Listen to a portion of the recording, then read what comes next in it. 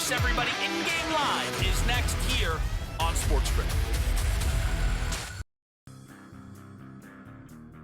If I told you 25 years ago that you could bet $1,000 on whether or not the Miami Dolphins would go 25 years without a playoff win, that probably would have returned 10 mil, if not more. Oh, yeah. Like if you could do that on Kalshi right now or on Polymarket right now and pick any team you want. The Craig Carton Show, only on SportsGrid. Michael Jordan retired at the age of 30 in 1993. He missed the 93-94 season. Furthermore, he came back for 17 games in 1995 when he gave up baseball. And when I mean gave up baseball, he gave up baseball on March 18th and came back to basketball March 19th, which means no ramp up, no training camp, no nothing. Pro basketball today, only on SportsGrid. You ain't buying no tickets. Who isn't? You're not going to Saying these if I'm a games. fan. Of course I'm not. There's a fan. What's wrong with you? Yeah, but if you were a fan, I thought you were a fan of the Hurricanes. You're not That guy, they anyone- told Yeah, me. they I smashed told them you. to donate my tickets. Yeah, so I get it. But the fans travel. They have money, believe it or not. It's They amazing. don't. Well, Look, somebody's in this got economy, money. But they they have money. I don't know. See what Kalshi says about the economy. SportsGrid's college football today. I'm just saying, if I were a good NFL head coach, if I were a hot offensive coordinator, and that coaching cycle's going to come around, and they're like, hey, do you want the Giants job? Or do you want the Michigan job? I think the Michigan job is much better. Game time decisions, only on SportsGrid.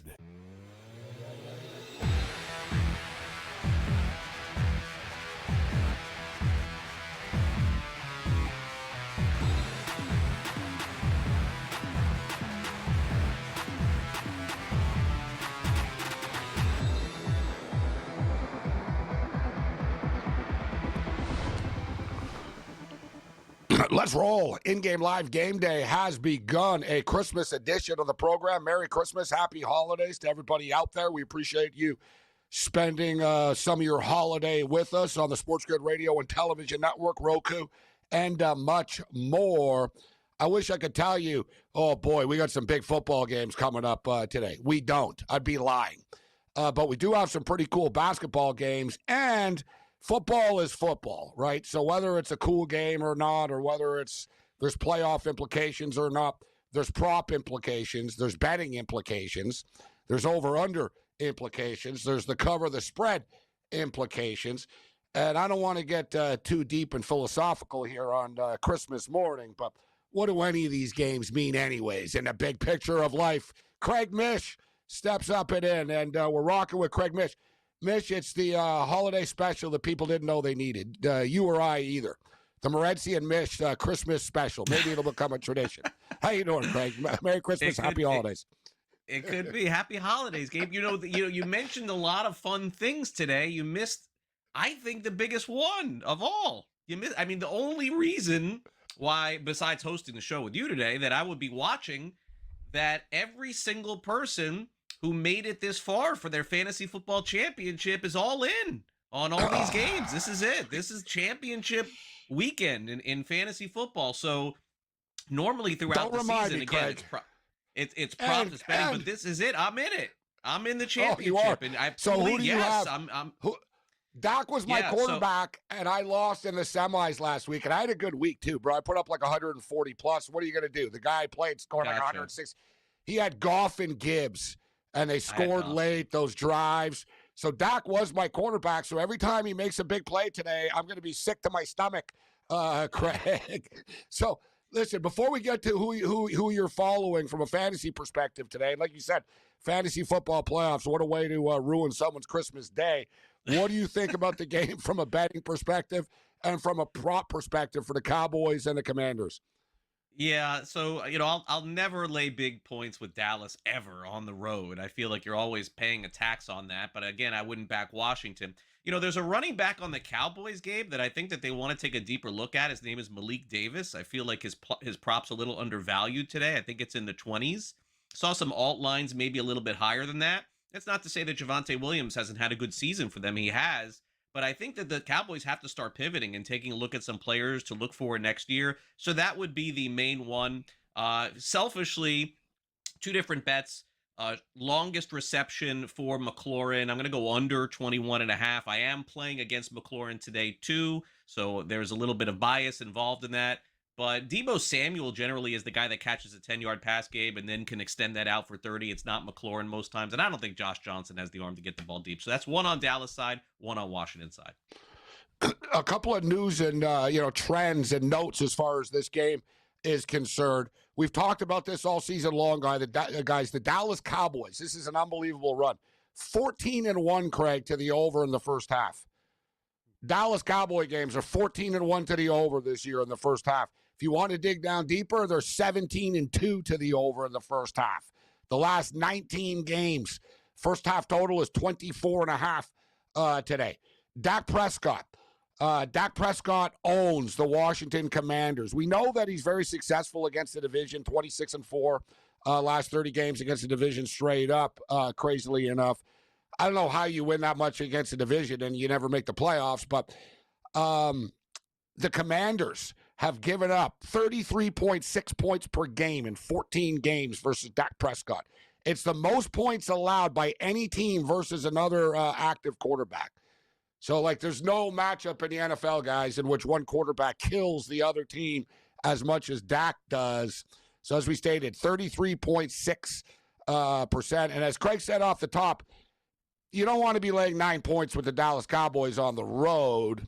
But at the same point in time, Craig, the Washington Commanders are a train wreck this year. They're 3-9 against the spread as an underdog. They're tied for an NFL worst 5-10 against the spread overall. And I think Josh Johnson will, he'll have a couple of good drives. The guy's a veteran. He's played on 202 teams in his career. But ultimately, I'm hard-pressed to see them outscore the Cowboys today, Craig. Yeah, I think you made a good point earlier where I think you said just, football is football. That's the bottom line. We used to never have football on Christmas Day. We got a little dose of it last year. We're getting a little more of it now. The one thing that I was thinking about, Gabe, during the week is that, especially for, let's just call it for Amazon Prime tonight, they get this Denver-Kansas City game. I don't think that the NFL could have done anything about that game. I mean, Mahomes just got hurt. You can't be changing schedules like that.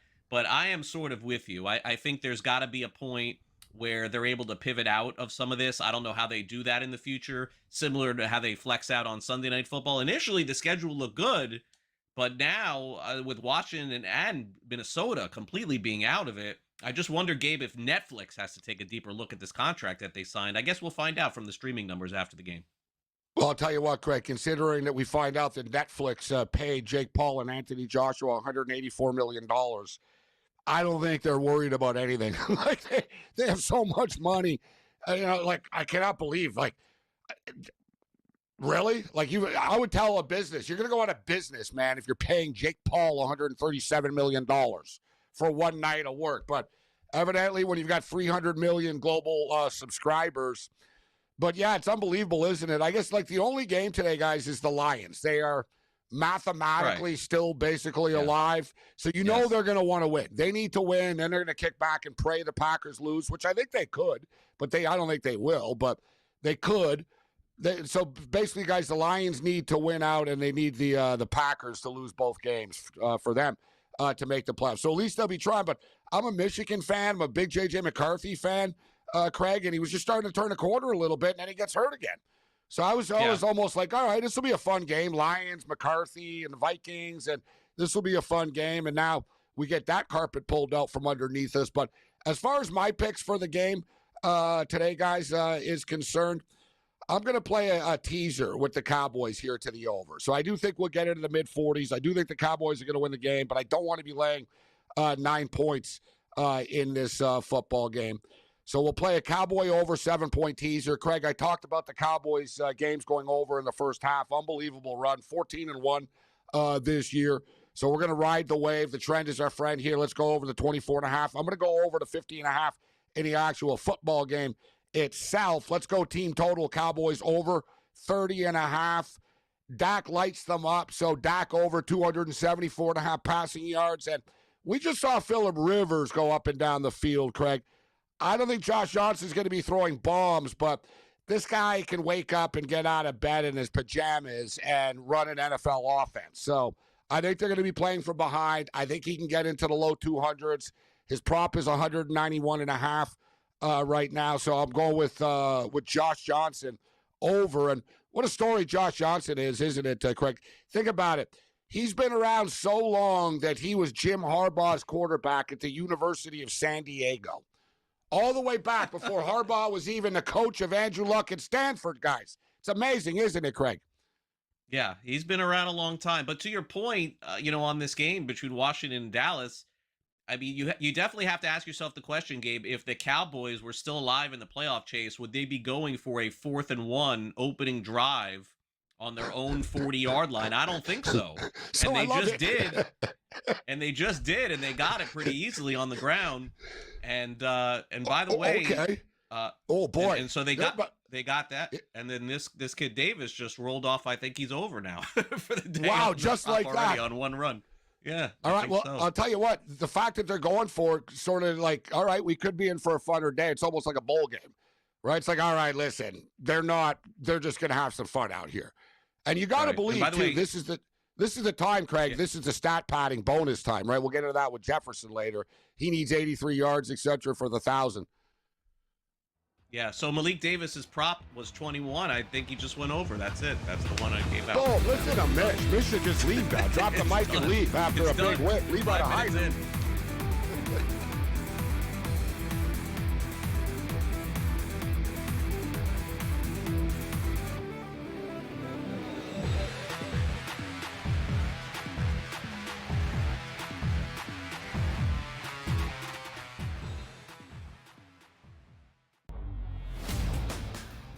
Reese at 8%. I got to tell you right now, I have no idea who that is or if they're playing a joke on me, Joe.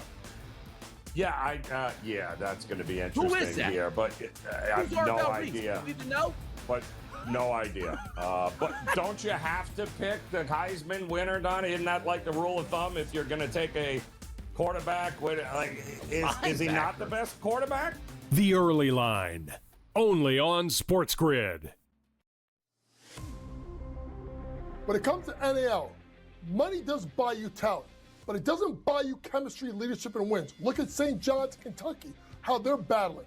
You need the right mix of experience, youth, and new blood if you're going to really tackle the transfer portal market in NIL and win consistently.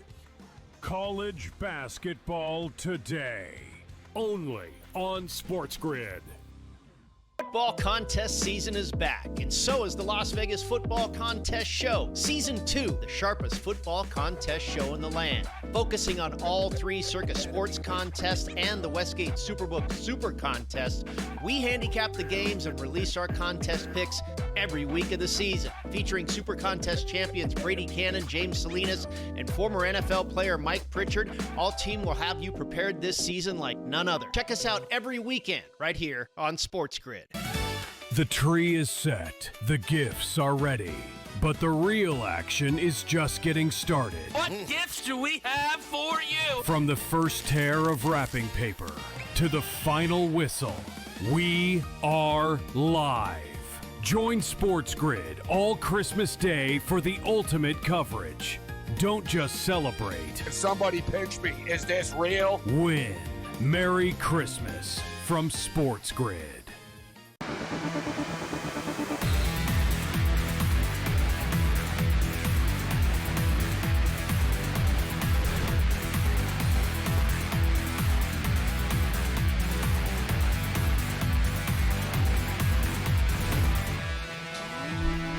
Well, I'll tell you what. Maybe you guys do need the Morency and Mish Christmas special together. Malik Davis, 1 carry, 21 yards. 1 carry, 21 yards. Nobody's ever heard of Malik Davis. Craig Mish goes, keep your eye on Malik Davis. I like his number to go over the number. and we didn't have time to go over all of our picks. But, of course, if you follow me on X, like most of you do, you saw we posted Jake Ferguson to score a touchdown in this football game, plus 160 as well. So not bad, Craig. We had a couple of wins right away. We're stuffing stockings early on the program. We could just stop right here. Thank you so much for watching our special here on Christmas Day, and that's it. I mean, what's left? I mean, this is the problem with betting. It's great and it's bad. It's like we could walk away with the money from the window. We could go have a really nice dinner. We never do. But instead, we're going to go back in. We're going to go back in for the next 3 hours and see if we can get it all away. Okay, that's fine. Nobody does. So you brought up the fantasy football championship weekend this weekend. So that, Dak Prescott, Dak Prescott is a heavily owned quarterback. He just throws the touchdown pass. Jake Ferguson is the one that caught it. You said you're playing against McLaurin. What are you following and what are you pulling for, Craig, for your own personal interest for fantasy perspective? So today is relatively straightforward. I sometimes I love these days where I have so much going, and then other times it just drives me crazy because I know that I'm invested in football from that perspective for like 3 days. So today, I'm going to be clear. Early games, Gabe, we have rooting interest against McLaurin and rooting interest against Pickens. Those are the two players that I'm playing against in my fantasy league. I play. By the way, Gabe, I don't know if you're familiar with this guy, but I'm playing in a league with all former retired guys, so there's no chopping up the pot at the end. I don't even offer. Old baseball guys. So Billy Butler is my opponent today. Remember Billy Butler? I'm playing against him. So he's got those. I can't even go to him and say, you want to chop up the grand? I look at Baseball Reference. He made $26 million. No. For him, this is peanuts as it is. He's not chopping anything up. Yeah, exactly. Yeah, so I'm screwed. So those two guys I'm going against at 1, and then I have Goff at the 4:30, and that's it for today. So that's it. He benched Javonte Williams today. He pulled him out before the game. I was a little surprised. So you're in with the baseball players. I used to do the Expos games, Craig. I was the post-game show host, and I was younger, and I got along with the players, so I used to go out with them and stuff like that. And it was all about sports, like you said. I tell people this all the time. There is not, athletes, and baseball players really well. Baseball players are the biggest sports fans, aren't they? Oh yeah. Outside of it, they are the biggest ones. Like if you speak to a hockey player, he might tell you, I watched the Super Bowl or something, but like their hockey players are in their own bubble. They play hockey and they live in their own they play golf, you know what I mean? They date, they're into girls, golf, and hockey. Like they really don't know what's going on in politics of the world. They're really like bubble. NBA guys are pretty vain. Like they're, you know what I mean? Like the baseball players, like, they're really into sports. That's why I got along with the Expo players so much in the old days, because they used to always just ask me, hey, Gabe, who do you like this weekend? And we talk football all the time. But I'll never forget they asked me to be in a March Madness pool once. And I said, oh, yeah, I'm stoked. Thanks for inviting me. How much is it? $2,000 each entry. I was like, well, a little bit much for me, guys.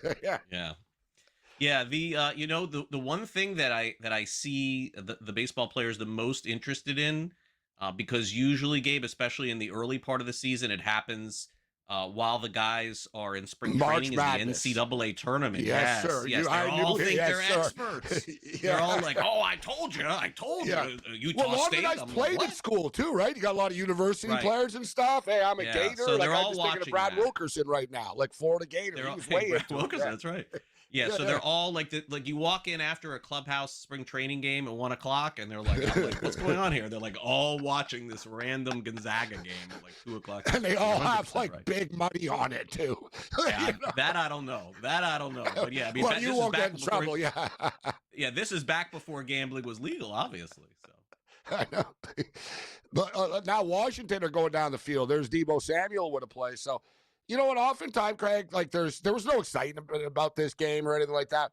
Oftentimes, though, as you know, it's the games that nobody really cares about or thinks are going to be good that end up being fun and entertaining, right? Yeah. I look, Washington still has playmakers. Like I don't love their running back, Ja'Cory Cross-Merritt. He's okay. They still have Deebo, who is 3 years removed from being one of the best players in the NFL. They still have McLaurin. So maybe this game plan is just simply to stick it to Dallas short and sweet, which is what Johnson seems to be doing. They're not letting any kind of pass rush get after him. And look, could they score 30, 40 points on Dallas? I mean, games have been doing it all year, so why not today? Yeah, they've got, and too, they're a prideful team. They're not very good, but we saw against Philadelphia, they were punching back, and they wanted to fight. They were into it. It's the Cowboys, and as I stated, too, guys, a lot of players that are playing for bonuses right now and their own personal incentives as far as their contracts are concerned. But so, there wasn't as much excitement about the NFL coming into today, but the NBA, right? The NBA Cup was a success, and people are excited about the San Antonio and Oklahoma City rivalry, and they're playing today. So we'll get into that. But Cleveland Cavaliers got off to a really strong start. In fact, they were up 18-3 at one point in this basketball game. But the New York Knicks have come back 60-58 at the half right now. Knicks are now 4.5-point favorites. The total is 243.5 in game. And, listen, the Cavaliers are struggling. We know that the Cavaliers struggle in big games. The Knicks stumbled out of the gate early. I mean, they were down 38-23 after the first quarter. Then they outscored the Cavs by 17 in the second.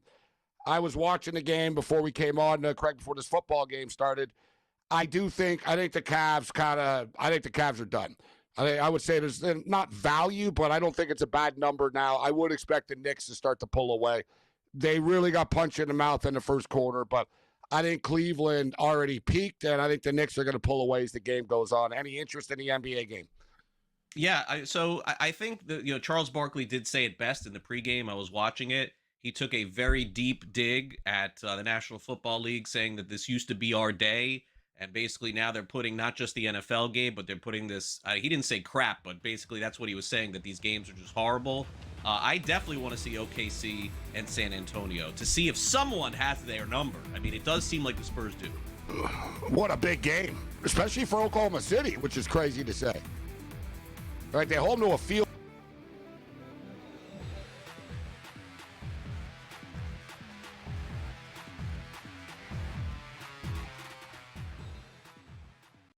Looking for an edge in betting football? Injuries can make or break a game. Get insider knowledge from Dr. David Chow and the team of experts with Sick Picks at Sports Injury Central. We reveal hidden health-based advantages the sports books miss. Our doctors provide insights, and our algorithm tells you who to bet on. Spreads, props, totals, in-game bets, Sick Picks covers it all. Go to SickScore.com and sign up for Sick Picks and use the promo code SportsGrid for a free week today.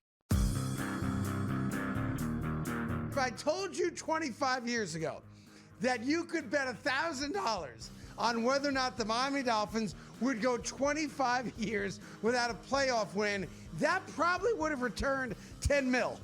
If not more. Oh, yeah. Like, if you could do that on Kalshi right now or on Polymarket right now and pick any team you want. The Craig Carton Show. Only on SportsGrid. I'm just saying, if I were a good NFL head coach, if I were a hot offensive coordinator, and that coaching cycle's going to come around, and they're like, hey, do you want the Giants job? Or do you want the Michigan job? I think the Michigan job is much better. Game time decisions. Only on SportsGrid.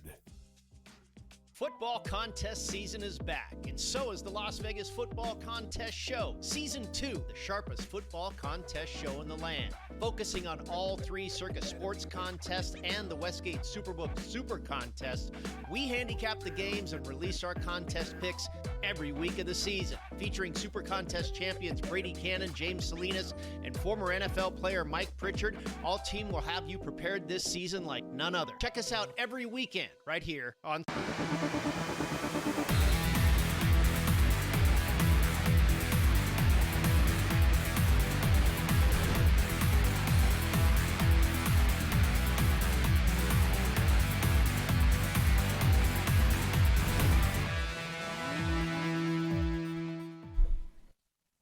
All right, welcome back to In Game Live, Christmas Day edition. Craig Mish and Sports Rage for the next 3.5 hours. We got you covered here. We're watching the NBA and the National Football League, and we've got a score in D.C., albeit a field goal. Washington, just like Dallas, Gabe, drives right down the field, and then it feels like Dallas's defense woke up here a little bit. Gabe, if they just rush this guy, Josh Johnson, I think this is going to be a quick day. They didn't rush him at all. They didn't blitz him. He throws the ball to Debo. They run the ball up the middle, and then finally on third down, they bring the house. No one's open. A field goal is kicked. So right now, as we approach the end of the first quarter here, 4:44 to go. Dallas leads 7-3. Yeah, I'll tell you what, Josh Johnson, guys, his prop, we played the prop. We told you we liked it over 191.5. It was 189.5. It went up to 191.5. And 3 for 3 for 68 yards, right? And he doesn't have to have a cannon, guys, right? These smart quarterbacks that have been around, they know how to read defenses. They can, they can spot the open man, and you get the yards after the catch, right? And that's what we saw a lot with Phillip Rivers. Although Rivers is actually throwing the ball down the field more than I think San Francisco thought he was going to. But I've always been a Josh Johnson fan. But it's just amazing to me. And I said earlier, guys, Josh Johnson, he was the quarterback of the San Diego Toreros. All right?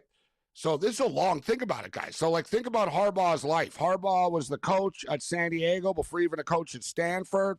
Through San Francisco, Harbaugh goes back to college in Michigan. And now he's back in the NFL for a couple of years, and Josh Johnson was his quarterback. That's how long Josh Johnson has been around. Off the top of my head, Craig and everybody, I think it's 14 teams now, 13 teams, 13, 14. Wow. In the NFL. He's basically played for half the league. That's crazy. But you throw in the XFL, UFL. He's basically played everywhere except the CFL. And, when you think about it, how much money has he made over the years? If you add it up, a lot. $1 million each time. Yeah, $1 million. Yeah, so he's been in the league.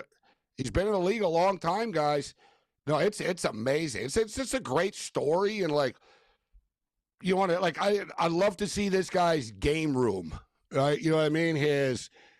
With all of his jerseys, players always like to have a jersey from each team, and they frame it that they played for. And just for the record, this is his career history.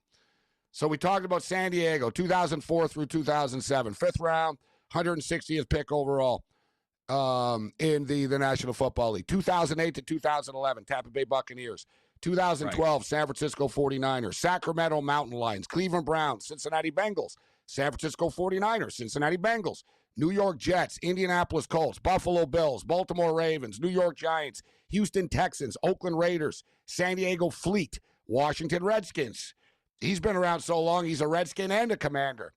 Detroit Lion, L.A. Wildcat. I saw him in the XFL at MetLife, actually, as the starting quarterback of the L.A. Wildcats. San Francisco 49ers brought him back again. New York Jets brought him back again. Baltimore Ravens brought him back again. The Denver Broncos, San Francisco 49ers. He's been a Niner 4 times. Baltimore Raven. Now he's a Washington Commander. Just what a story. This isn't a Netflix special. I don't know what is, Craig. Yeah, and I remember his seasons with Tampa Bay. Those are the ones where I think when you go back and you think, okay, this guy has a chance to play at a high level in the NFL. It didn't work out. But, Gabe, there's a reason why they show that backup quarterback commercial all the time where the guy comes in and he's the backup to save the day. It's a good commercials, yeah.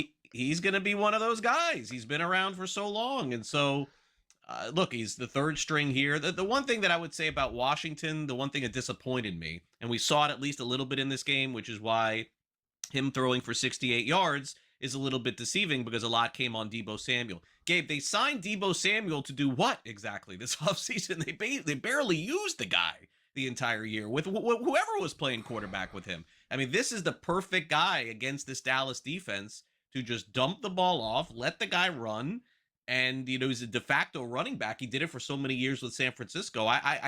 It perplexed me to see his usage with them this season. And now it seems like they're figuring it out. They did last week, and he had a great week last week, and now he's off to a good start again. And it also seemed listen, we all know Washington had that great year last year. A lot of people sort of warned that it was a little bit of a mirage. But it seems to me that when they brought in Samuel, that was sort of the beginning of the end almost, in which that was the first problem. You didn't want to pay McLaurin. So you're arguing about money with McLaurin, and then you turn around and you bring in another guy, right? And I think that was sort of step one of many bad things that were about to happen.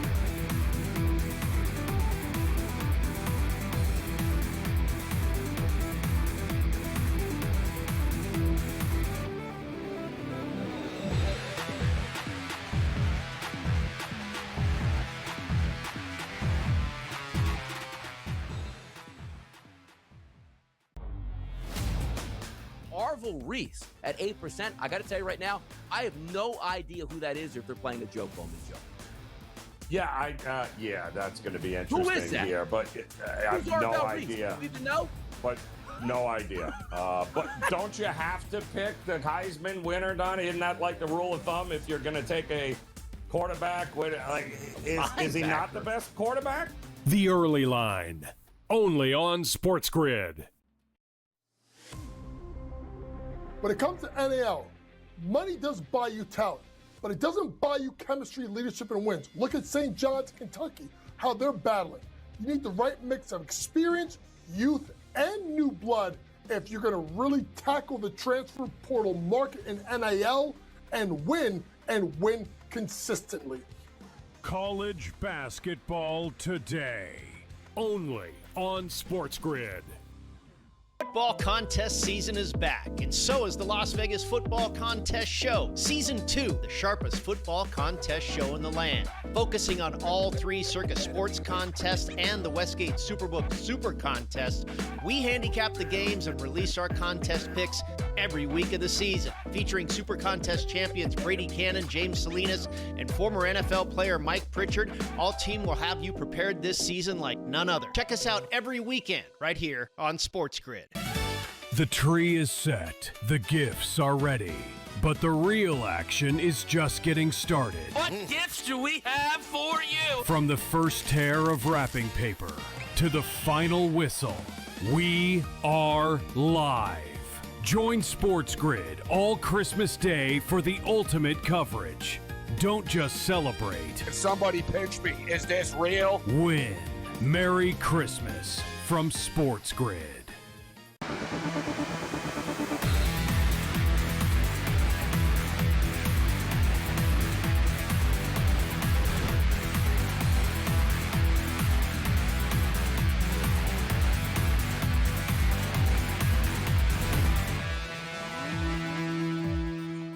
In-game live continues. I am Gabriel Morency. Merry Christmas to everybody out there. Happy holidays. Thanks for kicking it with us for a while on the grid today. Actually, a pretty cool slate of NBA games. You know, we could debate the NFL and all this. It's been done all week. It is what it is, all right? There's bigger problems in the world than, there's not playoff implication for an NFL game. And, truth be told, now the rest of the games after today, because we're going to have 6 teams out of the way that aren't really playing for anything, the rest of the games really will mean something. But we've got a great slate of NBA basketball going on right now and this afternoon. Let's bring in the coach, James Young. Merry Christmas, Coach. Thanks for kicking it with us today on this Christmas afternoon. How you doing, Coach? Good to be on with you. Happy holidays, Merry Christmas. Yeah, listen, I know people talk about the NFL and implications, but this is the unofficial start of the NBA season. You know, people forget about the NBA Cup, forget about all this other nonsense. Today's what it starts. Big slate, biggest games, biggest superstars, and have a good one right now going on between the Cavs and the Knicks in Gotham. Yeah, I tell you what, there's always somebody in the family that's late for the Christmas dinner. The New York Knicks were a little bit late for the Christmas dinner today. They decided to show up about 10, 15 minutes late for the game. The Cavs got off to the strong start, Coach, but the Knicks chipped away and then started to dominate, outscored them by 17 in the second quarter. The point spread is at 4.5 right now, and I would expect that the Knicks start to pull away in the second half, Coach. I would rather lay the 4.5 and take the 4.5. In this game. What's your take on the second half now?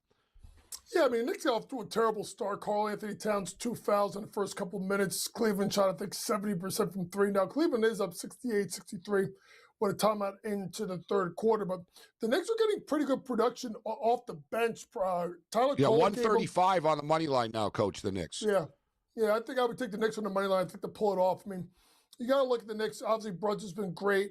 Clarkson's been really good, 14 points so far to lead Knicks in scoring.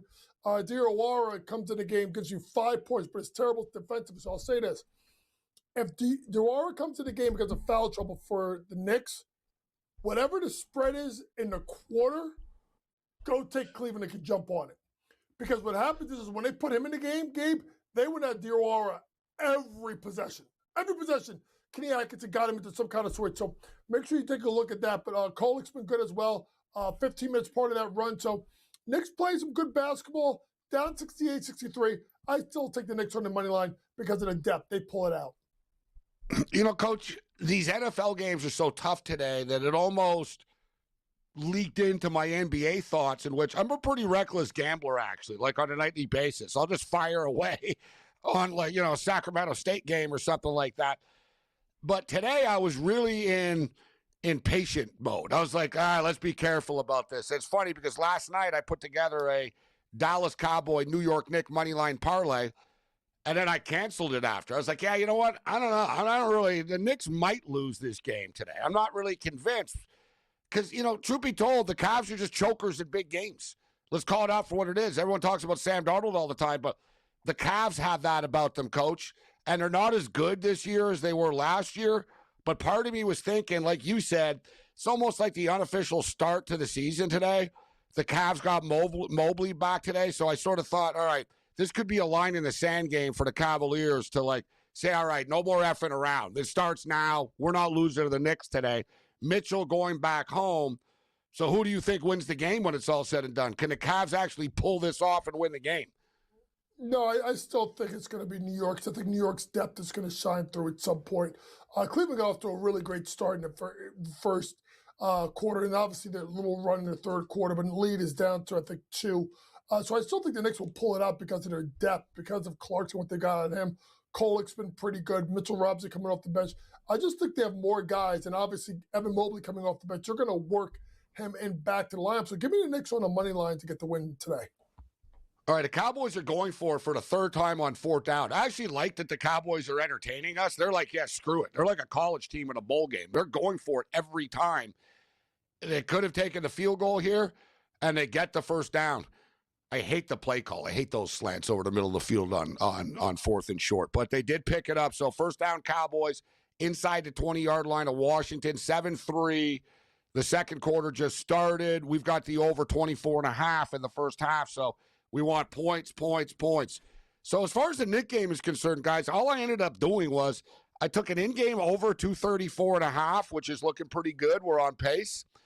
And I took, before the game started, I took Brunson over 29.5 points, thinking, all right, it's a big game. He wasn't really hurt. They just, you know, that was load management the other night against Minnesota. He had 17 at the half, Brunson. But there's a couple of cool games today. There's, like, cool aspects about pretty much every game in the NBA today. There's a reason to watch. There's a storyline.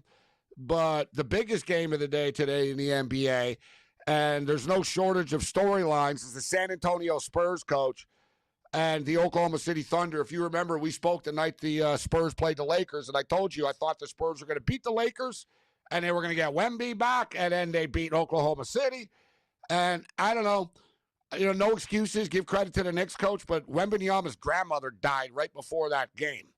And he wasn't himself. You could tell it affected the team and stuff. They just seemed rattled and kind of, you know, they weren't all there because of the news about Wembanyama. But Wemby's clearly over that right now again. And, man, like, guys, like, Wembanyama last year was his Christmas debut. 42 points and 18 rebounds. Now, he's on a pitch count, coach, as far as the minutes are concerned. But the guy is like a point-a-minute type of player. And how about this, guys? This is unbelievable with Wembanyama. Wembanyama, when he is on the court, they have been outscored. So Wembanyama's only played 44 minutes, guys, in the last 2 games. Think about that. The 2 games that the Spurs beat Oklahoma City, Wembanyama only played 22 minutes a game. The Spurs outscored the Thunder by 34 points in those 44 minutes that he played, Coach. They don't have an answer for him. Like, he owns Chet Holmgren, and you can see he doesn't like Chet. Like, he likes dunking in his face. That's his, like, little nemesis, it seems like. Man, I'm looking forward to see how this plays out, especially after they've beaten him 2 times in a row in the last week and a half. Right, and then the crazy thing is that, that 43-28 run in the fourth quarter to win the game, that 13-0 run in the second quarter of the game in the NBA Cup semifinals. Gabe, let's be honest, they're not afraid of them. And I think we've been looking for a team that's kind of like, will punch back versus them. I'm going to say this right now. One of my best bets of the day, I'm taking a portrait of San Antonio. I don't think they get blown out today. I'm not saying I don't think Oklahoma City wins. I think the Spurs are going to be in this game. Give me the 9.5 points of the Spurs, and give me De'Aaron Fox over his 4.5 assists. Now you got to shop around. I'm gonna pay the juice at 4.5 on FanDuel because it's about minus 156 or so. You can get it at minus at 5.5 at other books. Either way, I do like it. Over 4 of his last 5 games, 9 last game out, and 70% of his games so far this year, De'Aaron Fox has got over 4.5 assists. That's a low number for him. So I'll take the juice. I'll pay it by 150, 156. Give me De'Aaron Fox over 4.5 assists tonight. Here's another player, Coach. Like you said, San Antonio, I think they can win the championship type deal. Probably not this year. They still have, that little learning curve, but they're not scared of Oklahoma City. I think it's ironic where the Spurs could beat Oklahoma City and then lose to the Nuggets or something like that, Coach, because they match up well with Oklahoma City, and you can argue on paper they're better. Like, I don't think people realize, like, it's all about Wembanyama, Coach. I don't have to tell you about Stephon Castle, but Castle is a badass. Like, they got killers on their team, man. You know what I mean? Like Harper, dude. Like, Harper's better in the NBA than he was in the Big Ten. Like, you see, like, dude, like the way he takes it to the rack. I love Castle's prop. We'll hit this on the other side.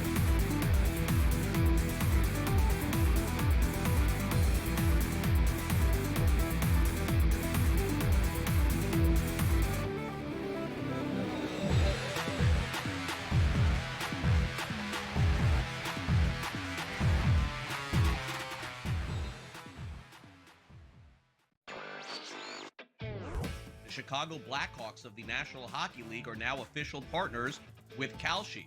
It takes effect this week. Each side can use the other's intellectual property for co-marketing purposes, and Kalshi will be promoted during home games at the United Center and on Blackhawks broadcasts. First of its kind, certainly probably not the last as well.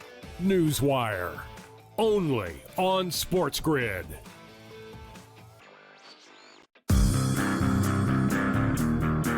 When did we become, so bitter that we can't accept another man's apology? We make mistakes all the time.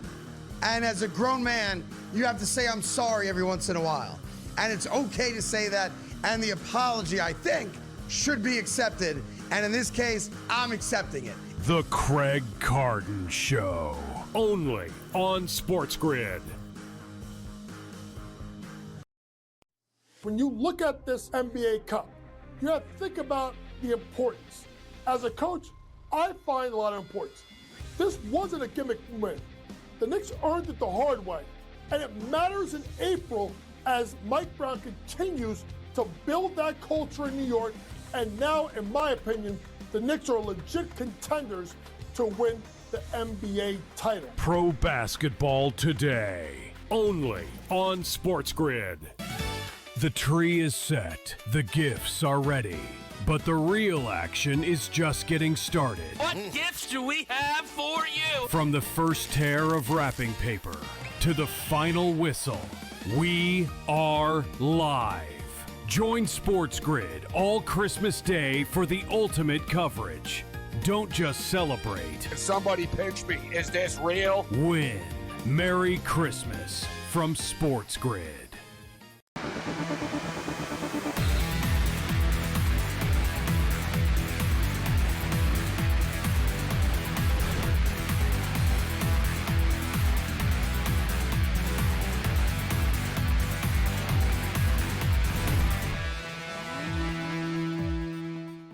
We're talking hoops with the coach on this Christmas edition of In Game Live. Merry Christmas, Happy Holidays to everybody. Craig Mish will rejoin us.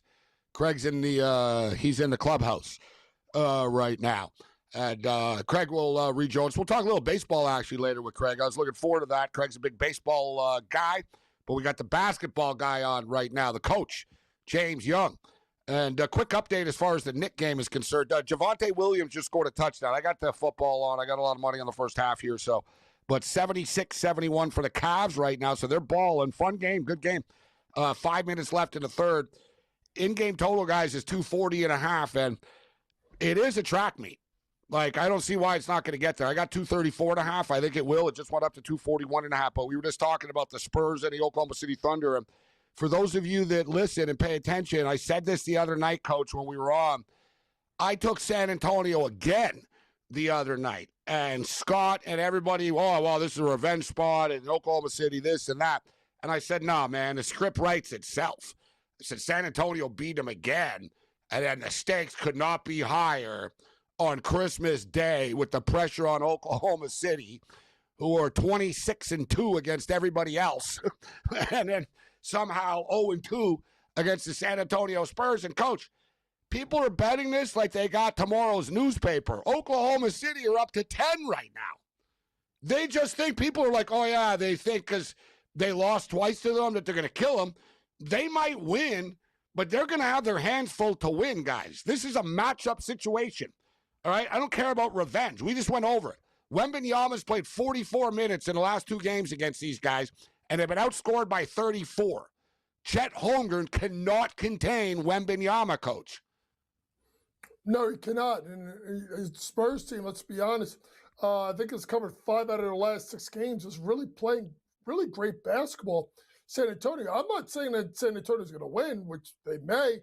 I just think giving them 4 possessions at a 9.5 or a 10, depending where you shop around, is just gross disrespect for a team that's playing really good basketball. And you and I were talking about this during the break. I don't think people realize how deep this team is. Right, you literally could go with a 3-guard lineup, what they do, with De'Aaron Fox, Devin Vassell, and Stephon Castle, right? And then you got that front court of the ages Wonder Harrison Barnes to go with Victor Wembanyama. But think about this, folks. Champagny, really good bench player. Get Luke Cornett, good bench player. And remember, folks, Keldon Johnson and Jeremy Sochan used to start on this team. So they're not scrubs. So you're going 9 deep with this team every time. So there isn't a huge drop-off. That's where I think Oklahoma City gets you when they go to their bench. With Kason Wallace, with Isaiah Joe, with Wiggins, with Caruso, right? San Antonio can match that or exceed that. Give me the points today in that matchup today, Gabe. I was bringing up Stephon Castle, former UConn Husky coach. I was a big fan of his. I was hoping that the Raptors were able to get him, but he went before the Raptors drafted, unfortunately. Great player. And it just, I don't know why I guess because I don't know, like Wembanyama's there, and De'Aaron Fox, but Castle flies under the radar. What I love about Castle, he does it all, Coach, right? Like he can rebound. He'll give you the assists. He's sort of a big play guy, as big game guy. He's not scared of a big shot. He can drain the corner 3. For you. And his prop today is 16.5. It was 15.5 in the last game. It's generally in the 15.5, 16.5. When Wemby's out, sometimes it gets up to like 17.5. But it's 16.5 today, guys. So he dropped 24 in the last game against them. He dropped 22 in the NBA Cup game against them. 24, 18, 17, 17, 15, 22, 30, 18. I mean, guys, he's gone over 16.5 in 7 of his last 8 games, and in both games, he got into the 20s against Oklahoma City. I'm going back to him again, Coach. Castle's become one of my go-to guys for props. Yeah, I mean, listen, he has played phenomenal, really good basketball, and I just think he's one of these guys, Gabe, he's a matchup problem, and just do make sure that people understand this. Do shop around when we see this, because there are 16.5s, there are 17.5s, depending on what you're looking at. If it's FanDuel or DraftKings, whatever, MGM, make sure, folks, you're shopping around, as Gabe is giving you really good nuggets in regard to Stephon Castle, a kid that had a really good – it's amazing, Gabe. like, if you really think about this, when we talked about that great UConn team, we didn't talk about Castle. You talked about Sunogo. You talked about Klingen. You talked yeah. You talked about Tristan Newton. You talked about Caravan, who's still in college. Because Castle was the young guy on the team, right? He was just sort of in the corner taking threes and stuff. Yep. So what a phenomenal player. A guy that can score on both sides of the ball. Should have a good game today. All right, so speaking of phenomenal young players, man, Cooper Flagg, didn't take him long, Coach. Cooper Flagg struggled for about a week and a half, Coach, in the NBA. And then it just sort of started to click for him, and now he's already one of the best players in the league. It's pretty wild, man, and he's so young. They're getting 8. I got a Steph Curry vibe today, Coach. He went off for 8 3-pointers once on a Christmas Day game. He struggled in the first half the other night. He didn't hit a 3, and then he went off and he hit a million of them. I sort of think it continues. You got Clay coming back to town again. I just sort of see this game as a 3-ball barrage. So I'm going to go over 4.5 3-point shots with Curry. And how the hell, what's the updated number right now for Flagg? It was 20.5 before?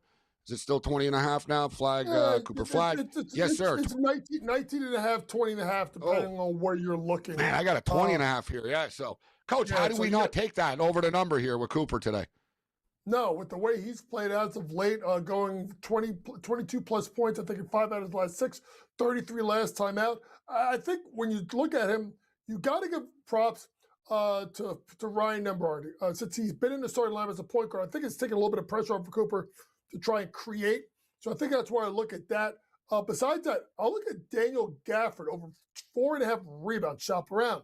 Over 2 of the last 4 games, 60% hit rate. Going against a Warriors team that's 25th in rebounds allowed, offensive rebounds allowed per game to centers, and 24th overall to rebounds allowed to centers. Give me Daniel Gafford over 4.5 points. Remember, Derek Lively out for the year, and we're not going to play our good friend Dwight Powell that much. We got the Houston Rockets and the Los Angeles Lakers tonight. Hang in here, Coach. We'll get the coach out in the middle. We'll get his best bets for the Rockets, Lakers. T-Wolves Nuggets, really good game in the late night hours tonight.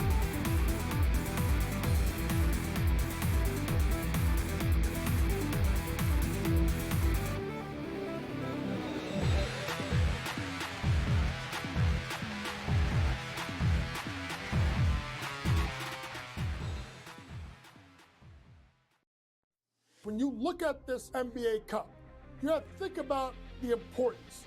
As a coach, I find a lot of importance. This wasn't a gimmick win.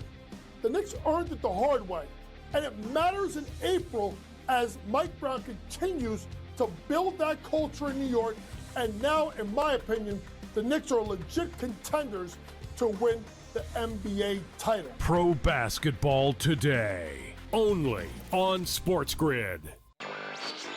The Chicago Blackhawks of the National Hockey League are now official partners with Kalshi. It takes effect this week. Each side can use the other's intellectual property for co-marketing purposes, and Kalshi will be promoted during home games at the United Center and on Blackhawks broadcasts. First of its kind, certainly probably not the last as well. Newswire, only on SportsGrid.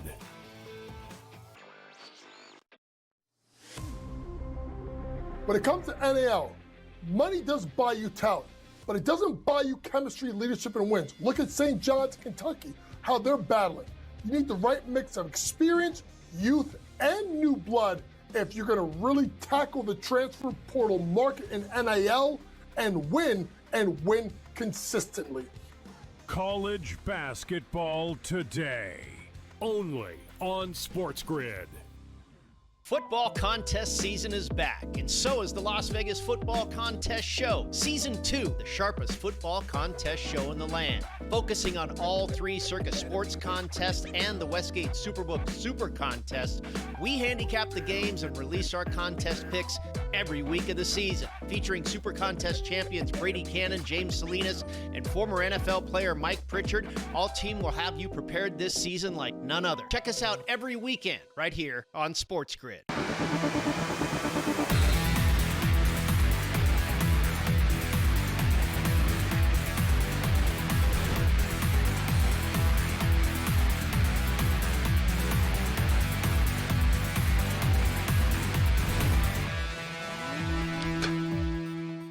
Well, we told you guys that the Dallas Cowboys were 14-1. Their games are 14-1 to the over in the first half this year. 17-2 actually in the last 19 games. It's 24.5 today. We're at 17 right now with 8.5 minutes left. Dallas were just pinned deep on like their goal line, but they got a first down. It probably would have been better off for us if they just would have punted. Washington get good field goal range, even if they kick a field goal, and then we get another touchdown or something. But I need 8 points. We need 8 points in this half to get the over. But I can't cry. We've hit 2 touchdown props. So there's been 2 touchdowns in the game, and we've had them both. We had Jake Ferguson at plus 160, and Javonte Williams was expensive at minus 190, but we'll take it. We got the coach James Young with us. So, Coach, looking forward to these basketball games today. And the Cavs are starting to pull away right now. I'm surprised. 89-78, guys, total 248.5. Coach just went over his Dallas Golden State thoughts, but just quickly on that, Coach, you talk player props. What about the side and total, etc.? 8 points is a lot to be given Dallas here, in my opinion. It is a lot. Remember, it opened at 4.5, so that makes you believe that there's got to be some kind of injuries, and obviously that you're looking at if you're going to have a line move, off of 4, 5 points. So looking at everybody's playing. AD's playing. Cooper Flagg's playing. PJ Washington, Najee Marshall, Klay Thompson. They got their guys. Yeah, everybody's in. So I think that's too many points. I'm going to take the point for Dallas. I think they've played pretty good basketball as of late. So I'll go ahead and take the points along with Daniel Gafford to go over his rebounding prop. I was going to say Gafford is the only one, though. Gafford is locked right now, Coach. Just for the record. All right, we'll get the starting lineup when it pops up. I don't see the starting lineup yet for the match. All right, so we'll go over that, I promise. Lakers and Rockets tonight. Oh, big play, but there's a flag on the play. Could be a touchdown for the Cowboys, but I don't know. There's a flag. It's Turpin with a massive play, but like I said, there's a flag. Dallas are celebrating. Like Dak is walking down the field right now still, even though he saw the flag, and the Cowboys are, touchdown counts. Boom. Big play for Dak. We gave you Dak over passing yards too. Penalty decline. Touchdown pokes. Let's go, baby. All right, now we just need we need a field goal or a safety here for our first half over. Coach, Rockets, Lakers, who you got tonight? And is this LeBron's last Christmas Day game? I say no. Next year will be, but do you think this is it for LeBron today? Last Christmas Day game, and who do you like? No, I don't think it's his last Christmas game. And when you look at this game today, I'm gonna take Houston on the money line. They looked absolutely awful a couple of nights ago when they lost that game to the Clippers. So to me, I'm taking a look at the Houston Rockets. You have a guy, the guy is questionable, and then you speak of LeBron. I'm going on LeBron. I'm going against LeBron. So I mean, I'm going Amen Thompson over 16.5 points. Over 3 of his last 4 games, Lakers are last at defending small forwards and points per game allowed. And usually the guy that's doing the guarding tends to be LeBron. Amen Thompson over 16.5 points. T-Wolves and Nuggets, really fun game, Coach. The T-Wolves struggled early, and it felt like, man, you guys maybe should bring Ja Morant in, or maybe you need some sort of change here. It's just sort of flat. And I don't know. I'm not saying they don't like each other, but it always just seems like they got some sort of weird team chemistry there. Like from a basket, I don't think like personally they don't get along, but I think on the basketball court, it's always weird there. Yet they're making it work, Coach. And what, they've won like 9 of 11 type of deal? Like the T-Wolves have dialed it up a notch right now. They need a freaking point guard. Let's be real. They need a point guard. But what do you think about this game tonight? The Nuggets in a big game at home, man, in a near pick-up situation, Coach. Hard to get in front of the Nuggets. I'm not getting in front of the Nuggets. I know Timberwolves have been really good. They won their last game, that 115-104 win against New York when Julius Randle went off. But to me, I'm looking at Denver at home as a pick-em. That's a sure sign that you want to take that team. So give me the Nuggets on a pick-em tonight at home versus the T-Wolves. The coach, James Young. Great stuff, Coach. Great stuff. I'd say, all right, we'll wrap up with some college basketball, but we're off for a couple of days, and then conference play is set to begin for real. But how about those Michigan Wolverines, Coach? If you had to pick one team to win the national championship now, would you say Michigan, Arizona, Duke, UConn? Who would you take? Well, it's got to be Michigan and Arizona. They've been the two best teams so far, and Michigan's been really good. Lendenberg has been absolutely a stud. Dusty May's proven why they should have got rid of Juwan Howard. Coaches, take note. If you're a former college coach or player going back to alma mater, duck. Penny Hardaway. Yeah, don't talk about Michigan coaches. We've got enough problems.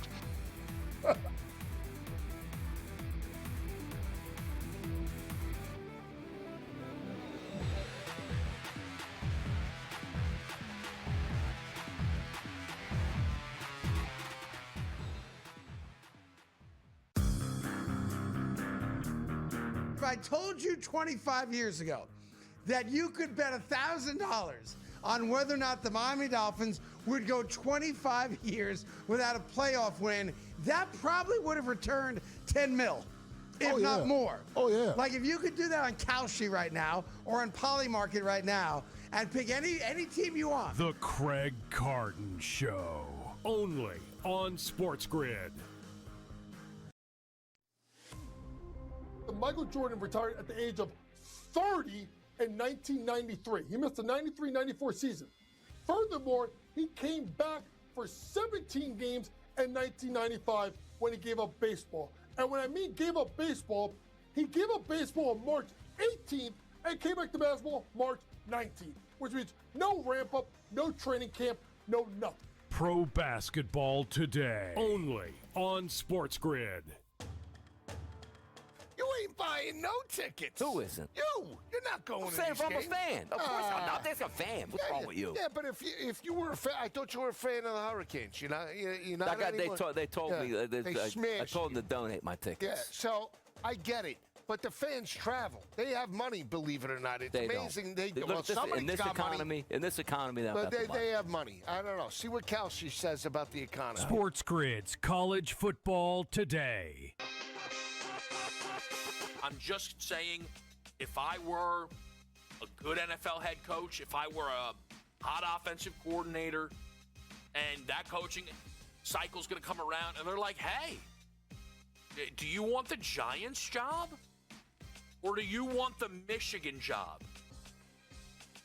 I think the Michigan job is much better. Game time decisions, only on SportsGrid.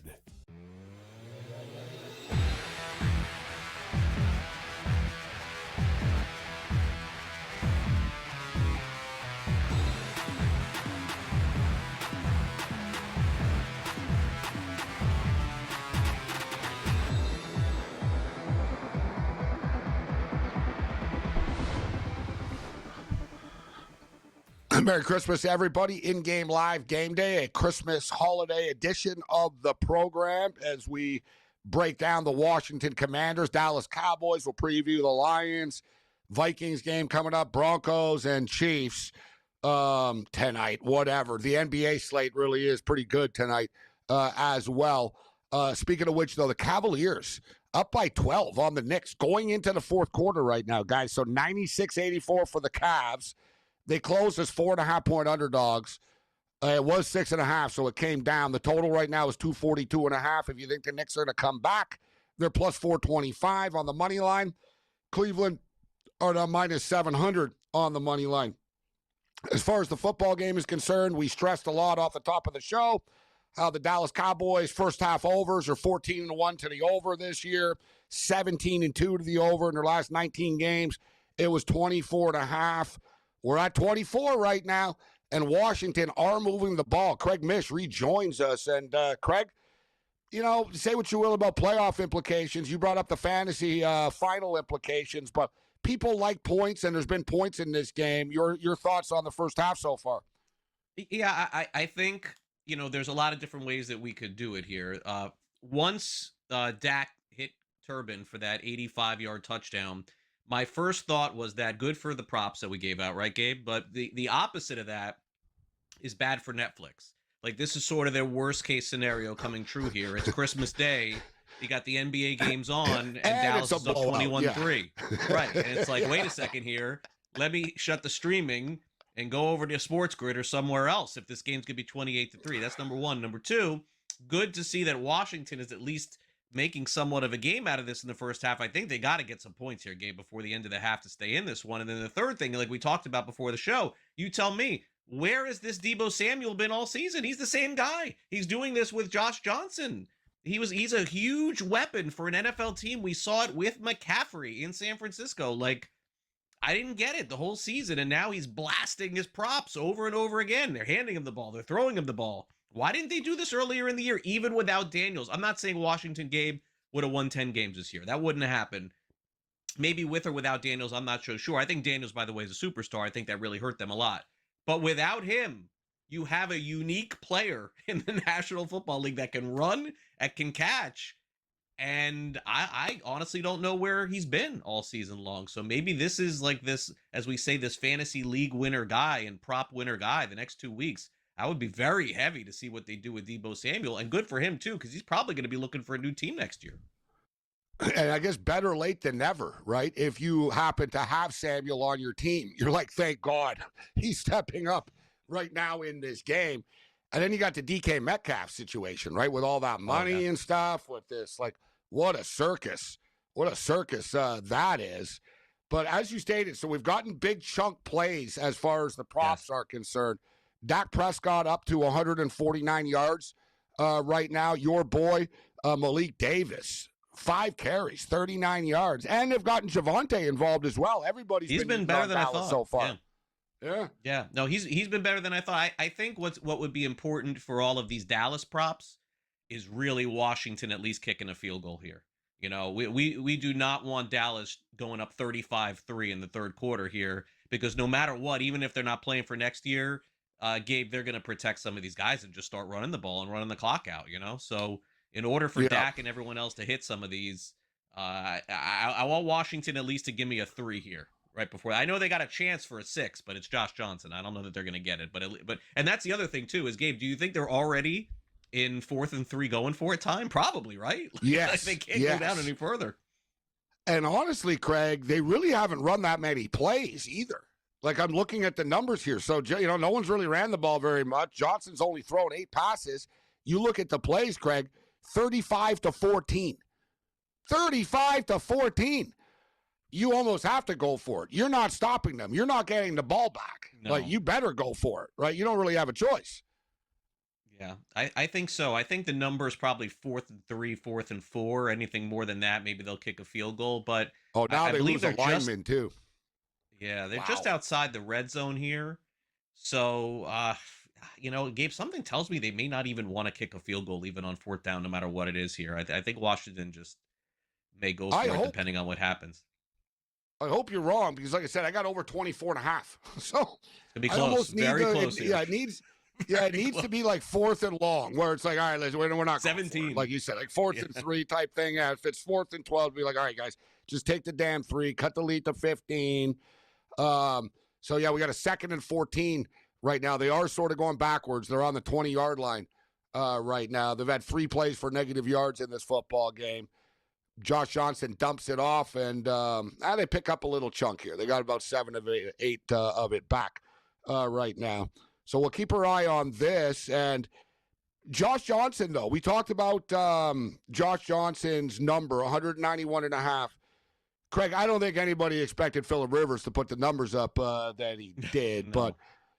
but I thought this game was kind of a better situation than Rivers even, because Indy was going to run the ball with Jonathan Taylor. They surprised San Francisco. They sort of changed their game plan. They were aggressive through the air, but I figured Johnson will be playing from behind here, and he'll have to throw. But a pretty good first half from a prop perspective, considering he's only completed 6 passes, but he's got 109 yards.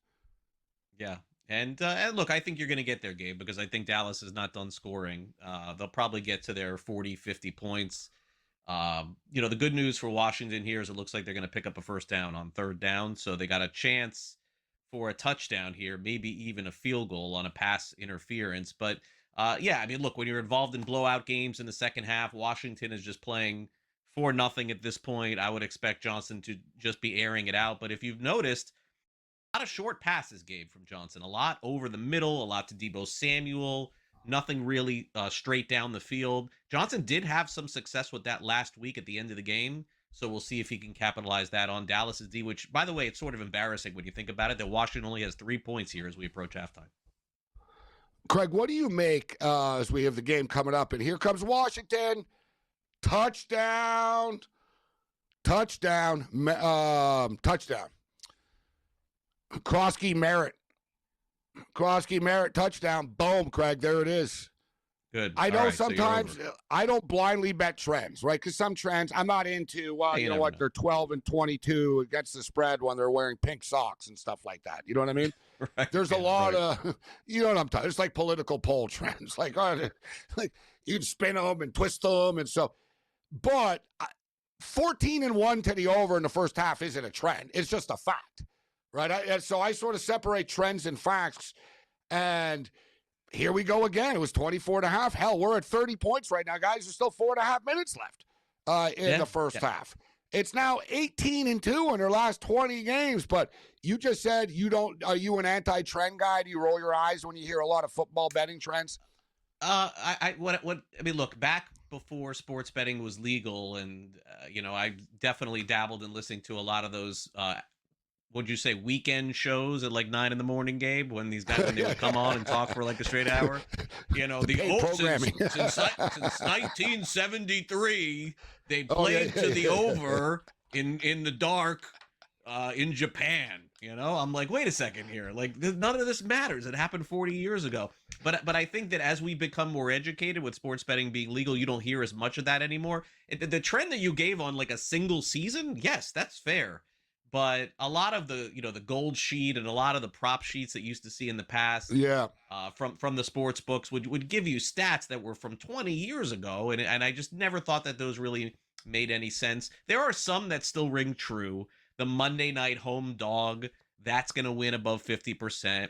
Denver early on in a football season, players have said over and over again, the reason why Denver wins and covers in their first few games is nobody's ready for the altitude except the Broncos. In the first few weeks of the season. Like, there are some things that play to it, but nothing from when you and I had more hair. More with Craig Mish on the other side. The holiday edition continues. In Game Live.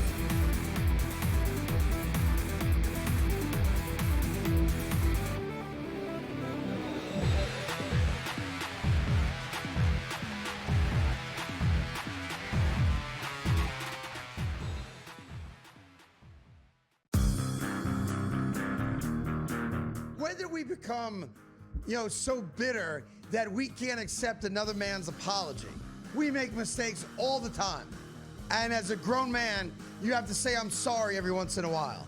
And it's okay to say that. And the apology, I think, should be accepted. And in this case, I'm accepting it. The Craig Carden Show. Only on SportsGrid. When you look at this NBA Cup, you have to think about the importance. As a coach, I find a lot of importance. This wasn't a gimmick win. The Knicks earned it the hard way. And it matters in April as Mike Brown continues to build that culture in New York. And now, in my opinion, the Knicks are legit contenders to win the NBA title. Pro basketball today. Only on SportsGrid. Football contest season is back, and so is the Las Vegas Football Contest Show. Season 2, the sharpest football contest show in the land. Focusing on all 3 Circus Sports contests and the Westgate Superbook Super Contest, we handicap the games and release our contest picks every week of the season. Featuring Super Contest champions Brady Cannon, James Salinas, and former NFL player Mike Pritchard, all team will have you prepared this season like none other. Check us out every weekend right here on SportsGrid. The tree is set, the gifts are ready, but the real action is just getting started. What gifts do we have for you? From the first tear of wrapping paper to the final whistle, we are live. Join SportsGrid all Christmas Day for the ultimate coverage. Don't just celebrate. Somebody pinch me. Is this real? Win. Merry Christmas from SportsGrid.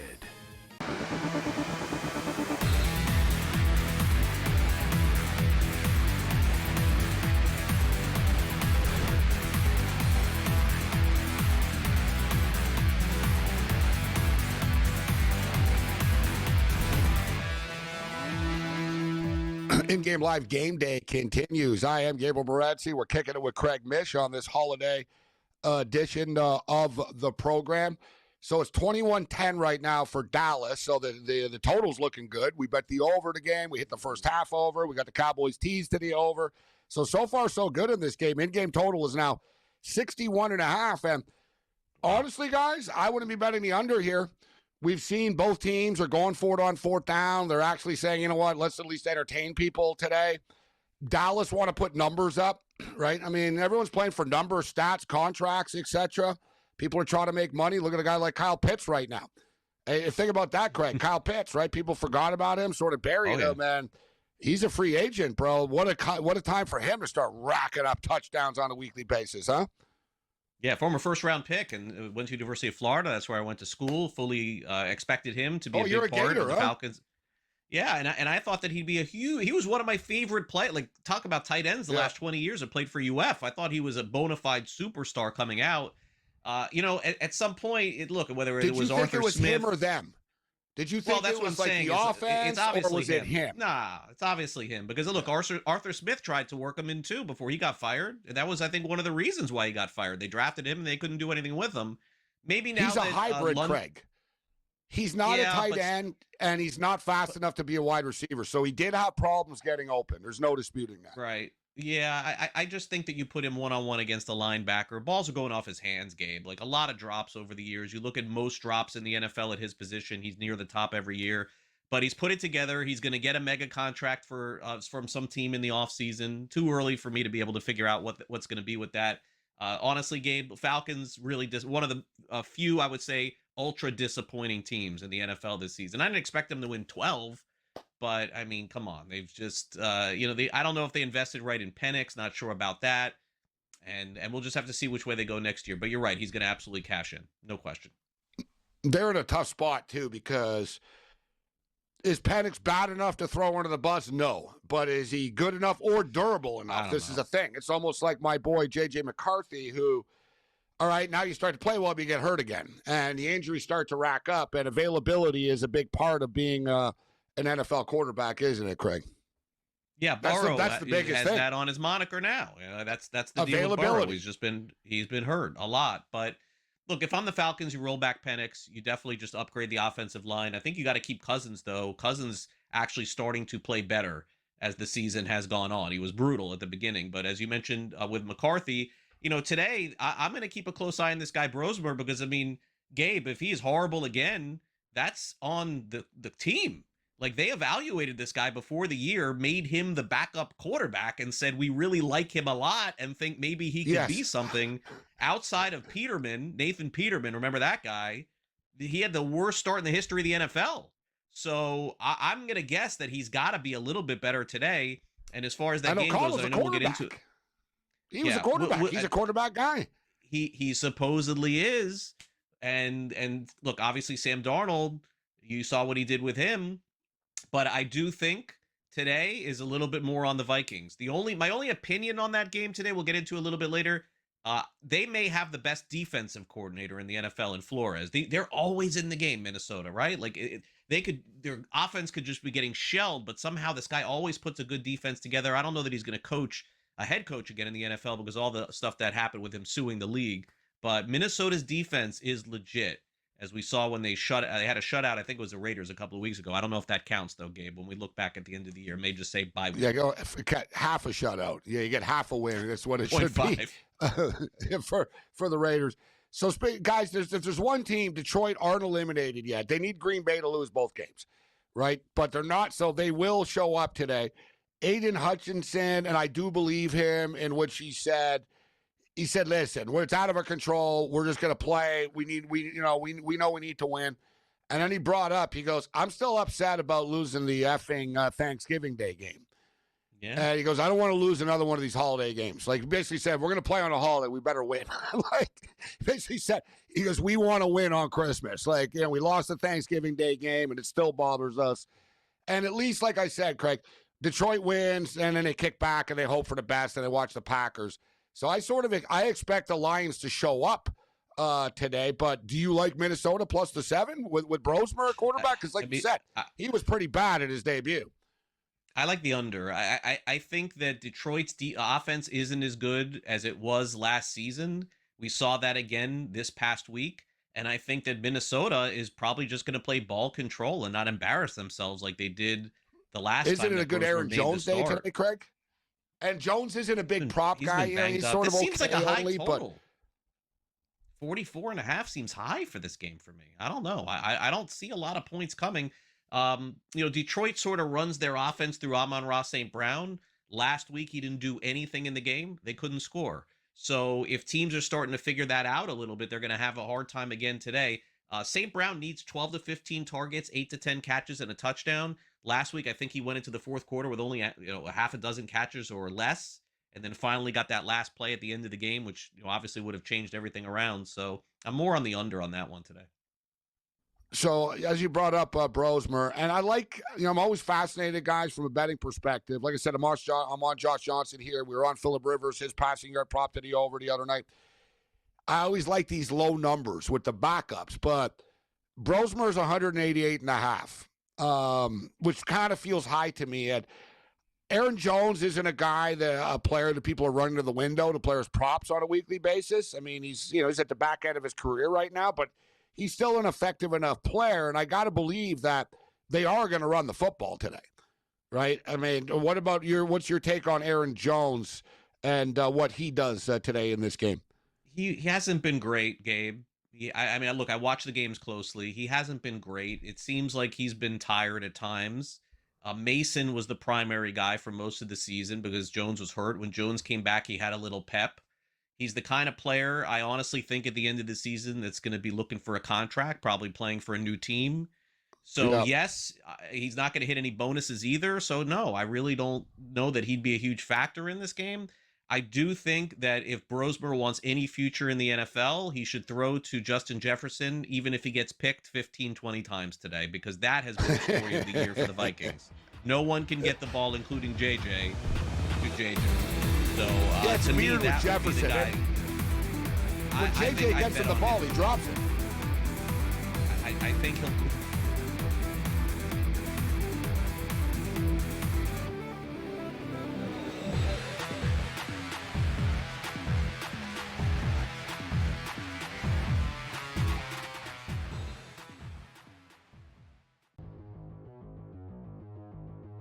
For those of you who have never watched, we could easily just call it true or false, but we got creative because that's what we do. We create content here on the show.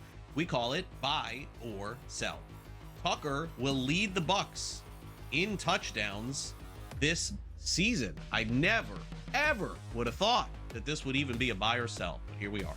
It had to be frustrating last night that he stole the one, right? Got the goal line carry there. I don't know when he became the goal line back, but he is. That being said, this is a pretty easy buy for me. I mean, he's got 6. Rashad White has 4. You want to guess how many Bucky Irving has, Craig? How many touchdowns do you think Bucky Irving has this year? You're close. You're close. He's got 1. Yeah, easy buy. Yeah, they're using him near the goal line, too. I did see some metrics that said that Irving has a hard time getting in the end zone, by the way. When it's close, he usually scores from outside, so it does appear that Tucker will lead the team in touchdowns this season. All right, 2 players that are going to be drafted inside the top 5 in fantasy. I probably could say, honestly, George, inside the top 3 in the first round of fantasy football next year. Jahmyr Gibbs will have a higher ADP than Bijan Robinson next season. Gibbs, I think, is close to your number 1 next year. I do. I think we'll trust him more than McCaffrey because he stays healthy. I'm sure in PPR, when he catches so many balls, so does McCaffrey.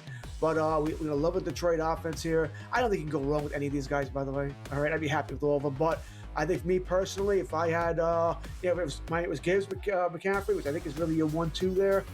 I'm going Gibbs. No, and I think I think next year's number 1 fantasy draft pick. It's not that it's going to be bad. I just think there's a lot of variation going into next year. I could see any of 3 or 4 players as of right now going number 1. I would have said Jonathan Taylor, but he slowed down. Fantasy Sports Today. Friday, starting at 3 p.m. Only on SportsGrid.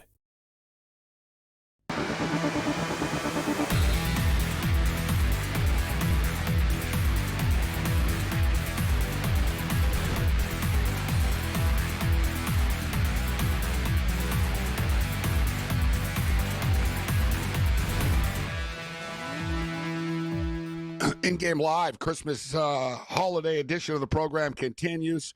I am Gabriel Morency. Craig Mish kicking it with us on this holiday edition of the program. Sean Higgs will step up and in.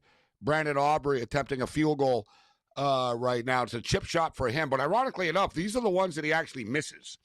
He'll miss like a 47-yarder or a 44-yarder, and he'll drill a 65-yarder. But he smokes this one.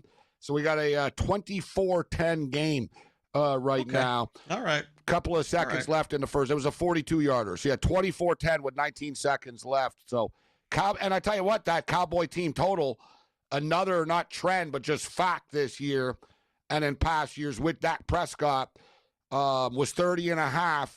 And remember I brought it up, Craig. Yeah, Dak Prescott averages 33 points a game against Washington in his career. Man, already at 24 right now. Yeah, and by the way, it feels like Washington has done okay, Gabe, and they're still down 14. So if you're looking for a second half, I think I would play the Cowboys again, man. Like, I don't know. Like, can Washington play, honestly, Gabe, any better than they have? Like, it seems like defensively they didn't stop them at all, right? They scored on every play, on every drive. Yeah, but it was a couple of big plays, too, right? They got burnt on a big play by Turpin, right? Like, yeah, it doesn't feel like they're down by 14.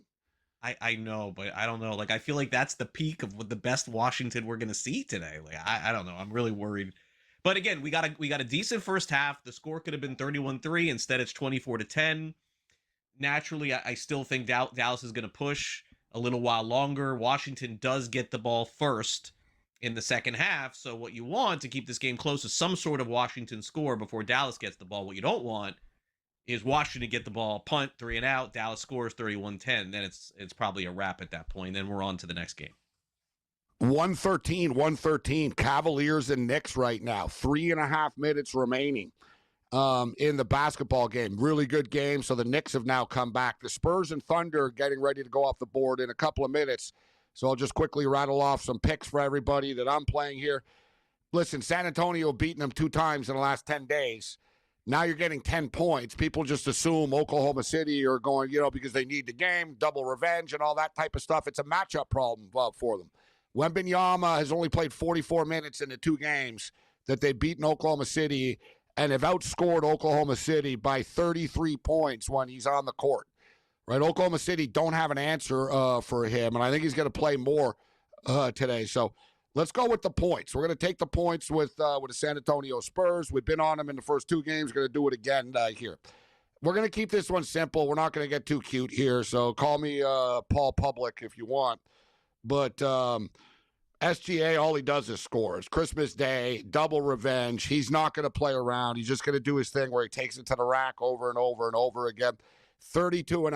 I think SGA probably gets 40 today, to be honest. So let's go SGA over 40. You guys know my boy, Stephon Castle, 16.5. He's just a money machine.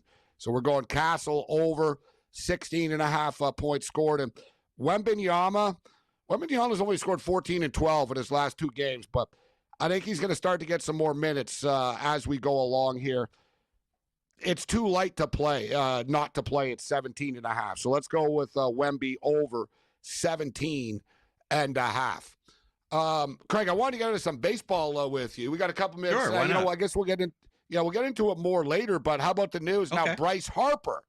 I want to go over the odds and everything in the WBC, but I'm a big WBC fan. I've been to 2 events over the years live. Yeah. So I love this event. I was for the early days, and it's really grown. And I tell you what, Craig, the U.S. have the best damn roster that they've ever had in the WBC. They are really starting to fill up right now. Now Bryce Harper's in. Yeah, I'm lucky. I have it in Miami the last 3 WBCs, the semis and finals. So I'll get to go again. I've been to all of them the last few years too. What an atmosphere, huh? Look, yeah, I mean, look, the game, the U.S. Against Japan game had a fantastic atmosphere. That is definitely true. But the games between the Dominican Republic and Venezuela, those are really the ones that are just off the charts insane. Like, you can't get tickets for those games because everybody in South America are at those games and saving up and paying hundreds, thousands of dollars, whatever it is. So that's always the key game. As far as Team US goes, Gabe, from seeing the players who have committed to this, I think that this is going to be borderline World Series, man. I think this is going to be more popular than anything we're going to see in sports, maybe even the NCAA tournament when it comes again in March, because all of the Team US, they've gotten these huge commitments. The American League Cy Young Award winner, the National League Cy Young Award winner. You mentioned Harper being in. It seems like everybody wants to play in this thing. Team USA is going to be a big favorite. I know they are, but we saw Japan shut them down last year. In-game live continues.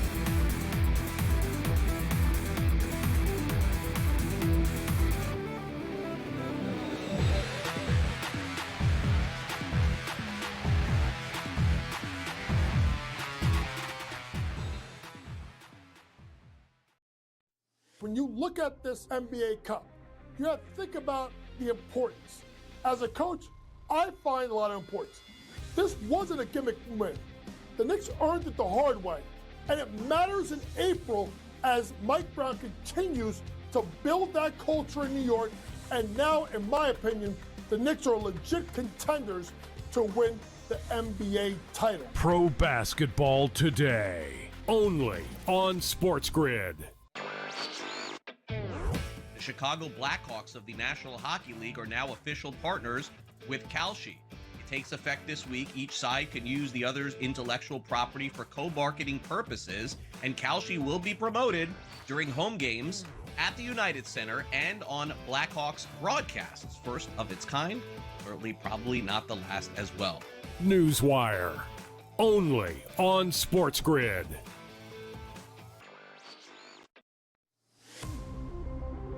When it comes to NAL, money does buy you talent, but it doesn't buy you chemistry, leadership, and wins. Look at St. John's, Kentucky, how they're battling. You need the right mix of experience, youth, and new blood if you're going to really tackle the transfer portal market in NIL and win consistently. College basketball today, only on SportsGrid. Football contest season is back, and so is the Las Vegas Football Contest Show. Season 2, the sharpest football contest show in the land. Focusing on all three Circus Sports contests and the Westgate Superbook Super Contest, we handicap the games and release our contest picks every week of the season. Featuring Super Contest champions Brady Cannon, James Salinas, and former NFL player Mike Pritchard, all team will have you prepared this season like none other. Check us out every weekend right here on SportsGrid.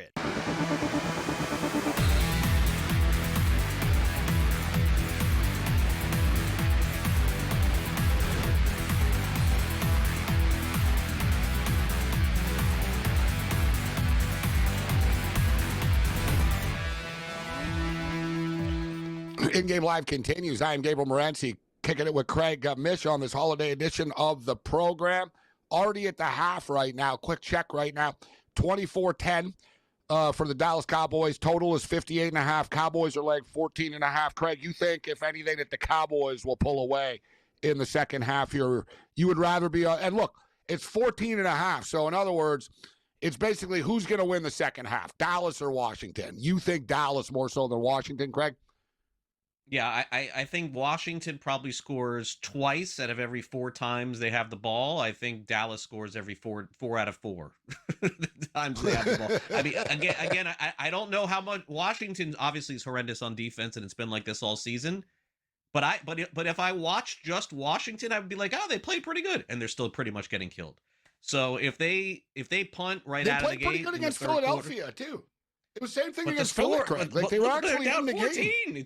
It doesn't feel like it. It feels like they played okay, but it just shows you how poor their defense is. So I think I'd play it live. I think if Washington just punts immediately going into the second half, I think I'm back in on Dallas in the second half. They absolutely have to score on the next possession. They cannot go down 3 touchdowns. Yeah, Washington get the ball to start the second half. They got Michael Irvin on the halftime show here, and he's all decked out in a white tuxedo on Netflix here. I'm surprised he's able to do the show because I figured he'd still be hung over. He partied pretty hard after Miami. From the Miami? Texas A&M on Saturday. All right, we'll get back to the WBC, but as far as the half of this game is concerned, and we got the basketball too, Knicks up 121-119 right now with 53 seconds left. A lot of stuff going on. Let's bring in Sean Higgs. Sean, thanks for joining us. Merry Christmas. How you doing, Sean? Nice Emmett Otter's Jug Band Christmas shirt from the kids for Christmas. So I'm like, Wearing my Ready to Emmett Otter rock, shirt. huh? That's it. All right. Good. You're an Emmett Otter guy? Most people don't remember Emmett Otter from back in the late 70s. Hey, listen, so what? Have you had enough of the kids? That's why you're joining us today? So, all right. So, I figured we'd only have the family-less people on the show today. No, my guys are old. My son's 19, my daughter's 15. So, they got up at, I think, like 9. We opened around 9:30, 10 gifts. So it's all right. Did you become a father at 14, Higgs? Like, how your kids are pretty 30. old. I know you're a lot older than I thought you were. Yeah, 51. Yeah, no, I had him I got married at 30. Had him at 32? All right. Congratulations. All right, so Merry Christmas to you and your family. 1965, bro. It's not like I'm, getting married at 21, scored out 6 kids, and working at Merck for my whole life. No, working at Woolworths. Wife's working the counter. All right, so what do you think of the football game? Who are you on? Are you on Washington or Dallas here in this game? And for the record, he doesn't sound like he's not from Texas, but he doesn't. You can tell he's not from Texas, Craig, but he actually is in Texas. Did you take the Cowboys today? You're a Cowboy fan. I am. I did take that. I got Dallas at 3 though. I did it last. I thought they were gonna win their last couple games. I thought this would be a meaningful game. I couldn't lay 10 with Dallas. I actually think I'm a little different from you guys because I thought Dak was going to come in here, have a nice first half. I had Dallas first half -6. I had team total over 15. I had him first quarter -2, second quarter 3.5. I thought Dak's going to come in, throw 3 touchdowns, hit 30, and then hit the bench for the second half, and that's it. I'm looking for a Joe Milton sighting. I took a Malik Davis touchdown plus like 2, whatever he was. I thought, that's why we need Washington to punch back here because I got a Dak passing yard prop to the over. So if Washington scores and makes it 24-17, they won't take Dak out until they're up by more than this. They got 2 more touchdowns for Dak, like type thing, and they'll pull him. They're not going to pull him at 31-10 only. No. I think you guys are. I think you're right about that. I think he's going to stay for another one.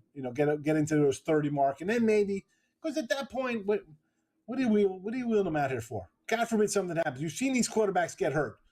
Where this guy pulls up an ACL or he falls wrong and busts his elbow. Where's this team going? I think that you've seen enough injuries where why the hell you got nothing to play for? What are you risking this something crazy to happen? I know, and he said all the right things last week. I got to play. You know what? Cowboys got problems. They can't lose a franchise quarterback in a meaningless game when they're up 37-13. That'll be the people will lose their minds. You look at shutting it down, Craig. The Kansas City Chiefs have completely shut it down. Right? They said, all right, everybody's beat up. Let's just, half the roster has basically been put on season-ending injured reserve. But so, Craig, your pick for the Detroit-Minnesota game when it's all said and done. What are your suggestions? What are your bets for the Lions and the Viking game coming up? I'll go under 44.5 in that one. Vikings defense to me is rock solid, as good as any defense, honestly, in the NFL. I love the coach. I think he does a good job. They generally don't give up 3 touchdowns. So I'll go under 44.5 there. I'm not going to play Jefferson's over on his yards, but I will on his receptions because I do think that they're going to make more of an effort to keep that guy happy as we wrap up the season, Gabe. I definitely feel like they got to make good a little bit on this year. I mean, this is, if there's anybody out there, by the way, that you would say is probably going to request a trade that's a mega star in the NFL, I think he'd be number 1 in the offseason. I mean, we hear a lot about Burrow. I'm not so sure. I think Burrow probably going through some other stuff. But as far as Jefferson is concerned, he's not going to want to sit through years of inept quarterback play. I don't know how McCarthy's going to be. Maybe good, maybe bad, still out there. So not on the yards. I'll play the receptions for Jefferson over and the game total under 44.5. And by the way, I would add this, guys. I would ask the two of you this. I've been watching football. I'm 52, by the way. So I've been watching football for, I'm going to say pretty heavily for 40 years. I don't ever remember a week where I didn't know the starting quarterback of an NFL team. Literally had no idea who that guy was on the Chiefs. When he came in, I was thinking like it's got to be Chase Daniel or Steve DeBerg or Trent Green or just somebody that I've heard of. I had never heard of that guy that came in last week. Never. I thought it was Michael Olakandi. I thought it was the old Clippers guy, Michael Olakandi, coming in. Oh, who is this center. guy? Yeah, I didn't know who he was. I'm with you. Like, who the hell is this guy? When I saw him come in, I thought it was like, all right, we're at the point where like Andy Reid's cousin's kid is playing Craig. You know what I mean? Like, who is he? Like, all right, be like, all right. No one knows. Like this is. I'm not going to lie to you either. And I'm a big college football. Me I'm too. a big college football junkie too, right? And like I know about a lot of these quarterbacks. He's what 28-29 game. I mean, really, this he played for what, South Dakota State or whatever, like South 8 Dakota years State. ago. It wasn't like it's a new guy. It's not like some 24-year-old. Like, oh, I remember that guy. He played for somebody in the MAC or so. You know what it is? It's one of those cases. You couldn't find anybody else. There's so many journeymen. No, but it's like the Colts. It's like the Colts. They basically, they couldn't find anybody. The Chiefs kind of did, right? The Colts decided with Phillip Rivers. But before we get to that game, Higgs, any second half, or Craig, any for the second half here? For the record, you brought it up, Craig, as far as Samuel is concerned. It's kind of implanted, ingrained in me right now. He's got 2 catches. His prop was 4.5 before the game started. It's 4.5 now. They're trailing by 14. We talk about, all right, maybe that comes out later in a blowout, but Washington aren't going to stop throwing the football down like this, Craig. So I'm going to go with Deebo Samuel over 4.5 catches at the half here. Yeah, the other thing, too, keep in mind, and we probably missed out on this a little bit thinking about it before the game because we forget, but with them ruling Rodriguez out, their backup running back, Deebo's getting carries today, Gabe. So I think anytime Krosky Merritt comes out of the game, Deebo's lining up in the backfield. It's nobody else. So the rush and receiving yards could be something to think about, too. Yeah. Actually, let's take a look at the yards. Any second half thoughts, Higgs, on any player props? He's got 9. I got an anytime tutty for Deebo at plus, I think, 230 or 240. Because I thought he'd run the ball a little bit, right? He's a guy. He's got 95 yards already. I mean, he might. If they feed him, he could have a 200-yard game. He could have something really crazy if they really said, you know what, let's do something for the fans and get Samuel a crazy. But it's not even for the fans. Where has this been? Where's this been all season? This is why they signed him. They barely used him through like 8-9 games. All of a sudden, they're doing now what they should have been doing all year long. He's a dynamic player still. Gonna get a good cut. Gonna get another 1 year, $10-15 million deal from some other team next year.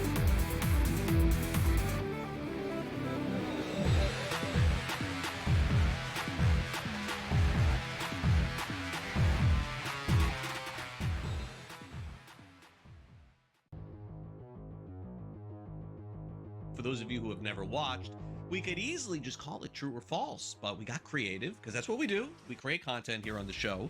We call it buy or sell. Tucker will lead the Bucs in touchdowns this season. I never, ever would have thought that this would even be a buy or sell, but here we are.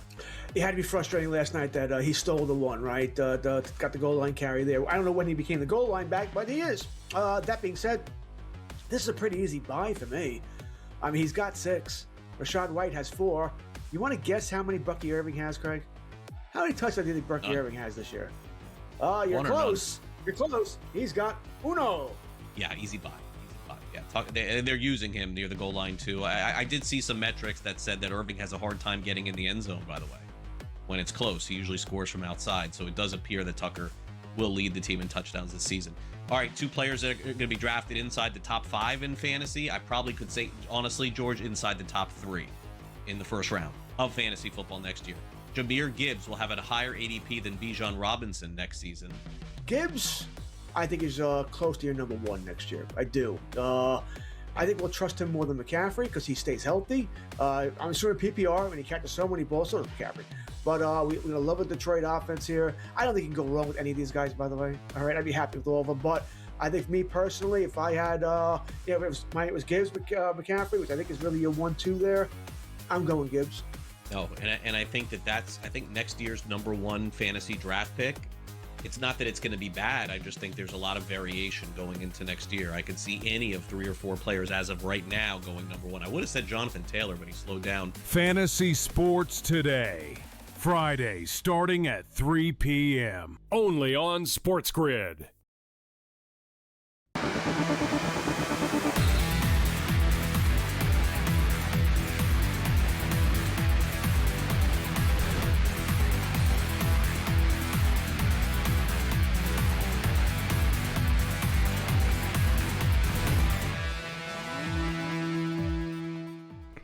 in-game live continues. Oh, boy. 125, 124 right now. 125, 124 for the New York Knicks. 2.4 seconds remaining. But the Knicks are the ones with the basketball right now. So, all right, they just fouled Karl Anthony Towns with 1.1 seconds left. Looks like the Knicks are probably going to win this game, but the Cavs are going to cover the number. They were 4.5-point underdogs. Did you play the game, Sean Higgs, the NBA game, the Knicks and the Cavs? No, I've played 12 NBA games all season. I don't want anything to do with NBA until at least. Oh, you got beat early and tapped out, huh? No, I'm 5-7. I don't because let's be honest, you got football going on. I can't bet in the NBA, and no betting allowed. How are you bet? I'm not sitting around waiting for some guy who makes $39.5 million to decide if he wants to suit up on a freaking Tuesday night. The hell with that? No way. They don't want to play. Sorry, I asked Craig. Get the NBA rant. You're gonna get me on a rant. The fact you got to pay these clowns an in-season tournament to play half a freaking season, ridiculous. Bunch of babies. Shut the league down. It's not even the NBA. It's the MNBA. MNBA. That's what it is. It's a joke. Complete joke. Hey, it's 126, 124 right now. We've had a good game. All right, so we'll get back. We'll get back to the football. We've hit a bad scenario coming here. So yeah, exactly. This is what I was afraid. All right, of there's here. the game. No, come on. There's the really, game. Guys. 126, 124 final score. Knicks win by 2. It's Christmas. I guess they'll all suit up today. They're getting, they got the phone call. You better play today. It's our day on TV. Come on.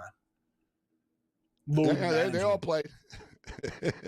All right, we go 2-0 in this game, though. We had the over 234.5 in game, and I had Jalen Brunson over 29.5. He finishes with 34. Mitchell, I like Mitchell over today, too, but I got scared off because it was like 32.5, but he finishes with 34. So that's the one thing on Christmas Day. Sean is right. Like, Brunson didn't even play the last game because they rested him for this game. So I knew he was going to go off today, and he dropped 34. But the square sort of star players have showed up so far today in the NBA. On to the Oklahoma City game. I was going to say Spurs and OKC. Spurs have beat them twice this year, right? They just beat them the other day. Didn't they just beat them a couple nights ago? Yeah. 2 times they beat them in the NBA Cup game, and then they beat them again in the rematch. Now they're playing again in Oklahoma City, 10-point favorites. For the record, though, guys, Washington did not score, Craig. So now Dallas have the ball back, and now Dallas are running the ball. This script completely changes with Washington not scoring on that drive. Yeah, that was what I was afraid of going into. Again, if you were going to back Washington going into the second half, the only thing you don't want is a 3-and-out. It's the only thing you don't want. Now, the saving grace is I don't know why that guy fielded the punt on the 5-yard line for Dallas. I have no idea. So they got to go 95 yards to score. But I think it's hard to go any other way except to say this: if Dallas scores a touchdown, they go up 31-10. This game's over. No, it's not happening. Not after that. Not 3rd and 9 at your own. Whatever they're at now, 3rd and 15. Yeah, they're buried at least. We'll see if Washington get the stop here. They just sacked them. Sean, what do you think? What are you betting on the Lions and the Viking game? Lions are 7-point favorites right now in this football game, and the total is sitting at 44.5 now. I like the over, believe it or not. I mean, I know Boof Bosner, right? I mean, I thought he was a relief pitcher. Now he's a backup quarterback in Minnesota.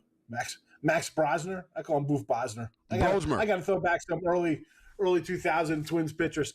I think they're going to score some points. This Detroit team, why? I know they got a eyelash chance, right, to make the playoffs. They're 8-9%. They need stuff to happen. I just think they're going to collapse. I think the defense is bad. I think they've tuned out Campbell. I mean, I think the offense will score, but I think Minnesota's going to score. So I like the over. I can't lay 7.5 with Detroit. I can't do it. I don't think they've tuned Campbell out. I just think they had a million injuries on the defensive side of the ball.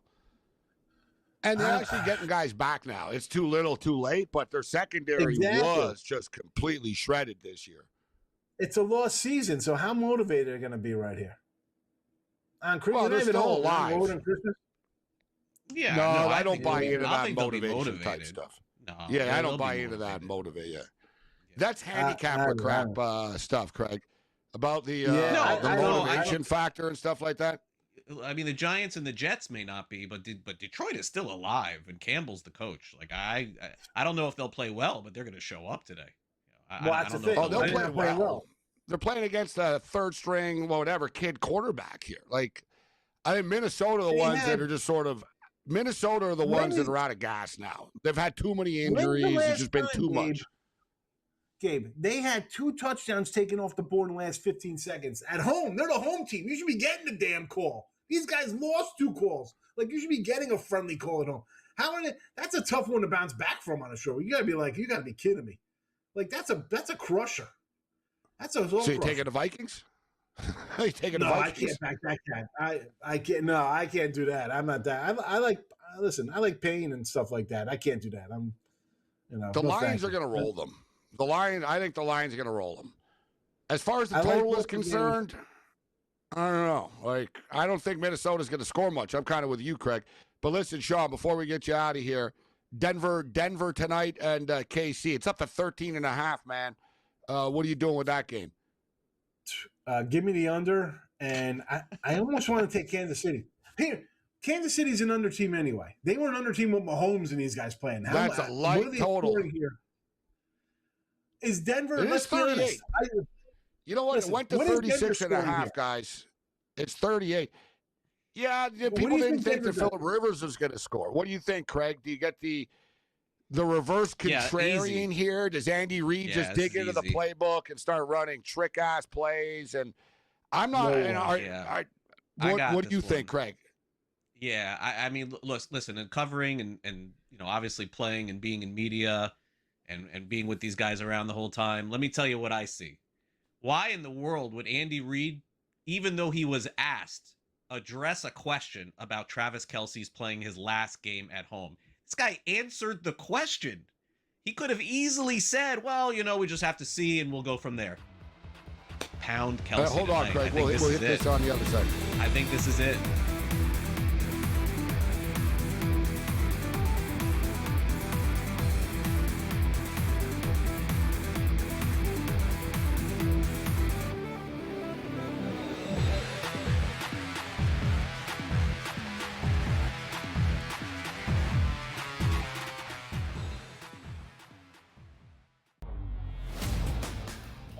Reese at 8%. I got to tell you right now, I have no idea who that is or if they're playing a joke on the show.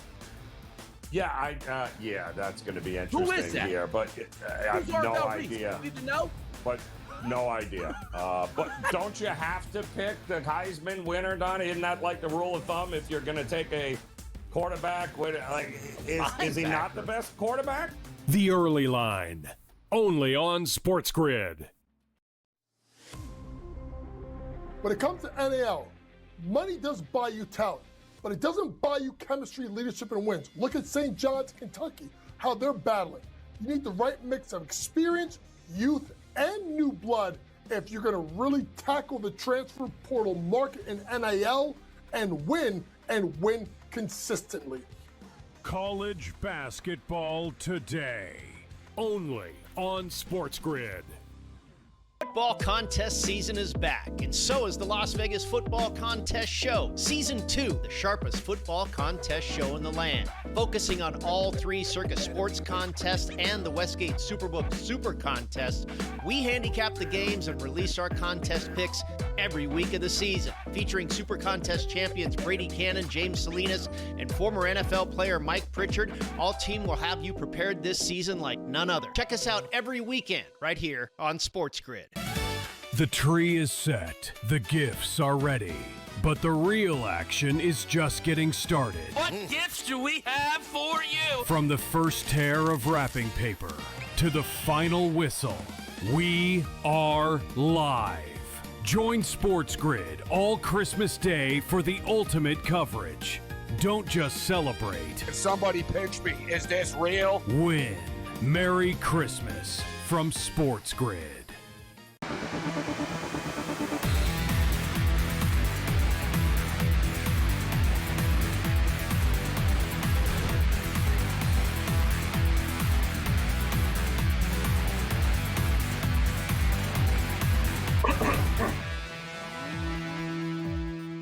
In-game live continues. I am Gabriel Morency, SportsGrid Radio and Television Network, Roku Television, and much more. Happy holidays, Merry Christmas.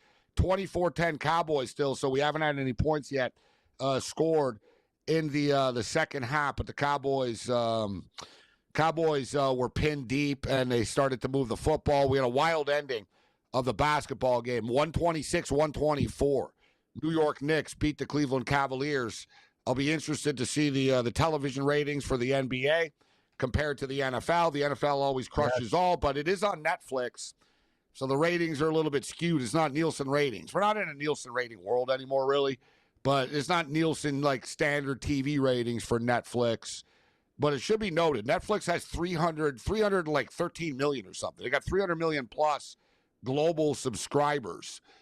Right? I mean, they had 33 million people watch the Anthony Joshua-Jake Paul fight the other night. Not as many as the 60 million to watch when Mike Tyson fought Jake Paul. But you get big numbers on Netflix. So, but I'm curious because the NBA games are good. And now, they lived up to the hype the first game. And now we got the Spurs and the Thunder. But before we get you out of here, Higgs, Craig's a big baseball guy. Me and him really didn't get into the WBC yet. But I brought up the fact that Bryce Harper is now confirmed his status for Team USA. Oh, big play, Washington. This will open things up. Big play, Washington. And in fact, touchdown, Washington. Krosky Merritt, Craig, with his second touchdown of the day. Wow. Well, that's keeping them alive. That's so he'll go over. This game needed a shot in the arm. I just said there was no points and there's been no points in the second. Boom, there's the shot in the arm. Big ass play. I was hoping that it was a little dump off pass, but he just. By the way, this guy crossed a 70-yard run.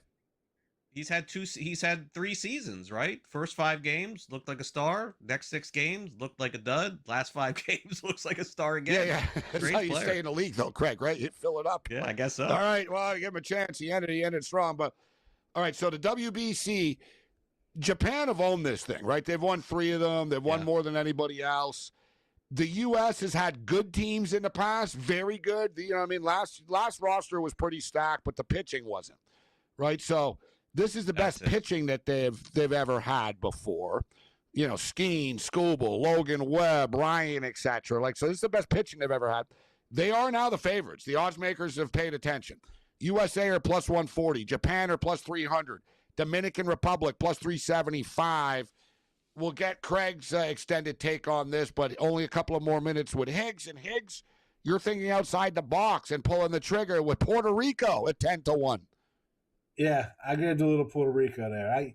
It was either them or the DR, right? I'm going to go somewhere with kind of like deeper major league roster because they're going to have a bunch of players. I'll take a 10-1. I think it's worth a shot here with Puerto Rico's lineup. Listen, the pitching. You guys were mentioning who's you got Skeens, you got those guys. Obviously, we don't have that, but it's not like they haven't faced these players before, and then 10-1. I think it's worth a shot. I think it's worth a shot. 10-1. I'll put $1 on it. Let's go. $100. I'll take a shot there. 10-1. My crazy joint in the waters has it at a plus 910. I grabbed it. Francisco Lindor, Carlos Correa, Javier Baez, Edwin Diaz. What's your take, Craig, on the Puerto Rican lineup? Yeah, it'll be good. They won't have the pitching that Venezuela has. They won't have the pitching the Dominican Republic has, and they won't have what the U.S. has either. So that's going to be the toughest dynamic. As you said, they'll have a good bullpen because Diaz will be there.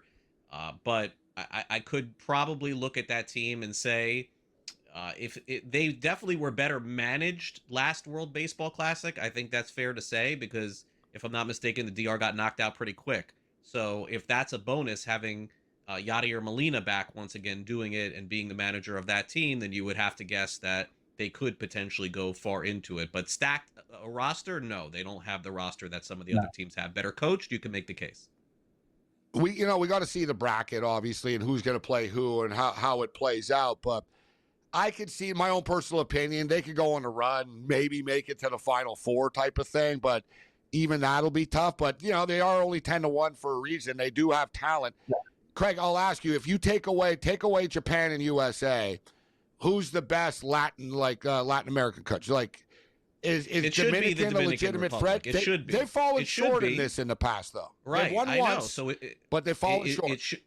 It should be. So they hired Albert Pujols to change that. So I don't know if a lot of folks think, by the way, in Latin America, and I live in South Florida, a lot of folks think it comes down to the manager in those spots, the DR, Venezuela, and Puerto Rico. So maybe that change will help them this time. Thanks, Sean. Merry Christmas. You also got Merry Christmas. Take it easy.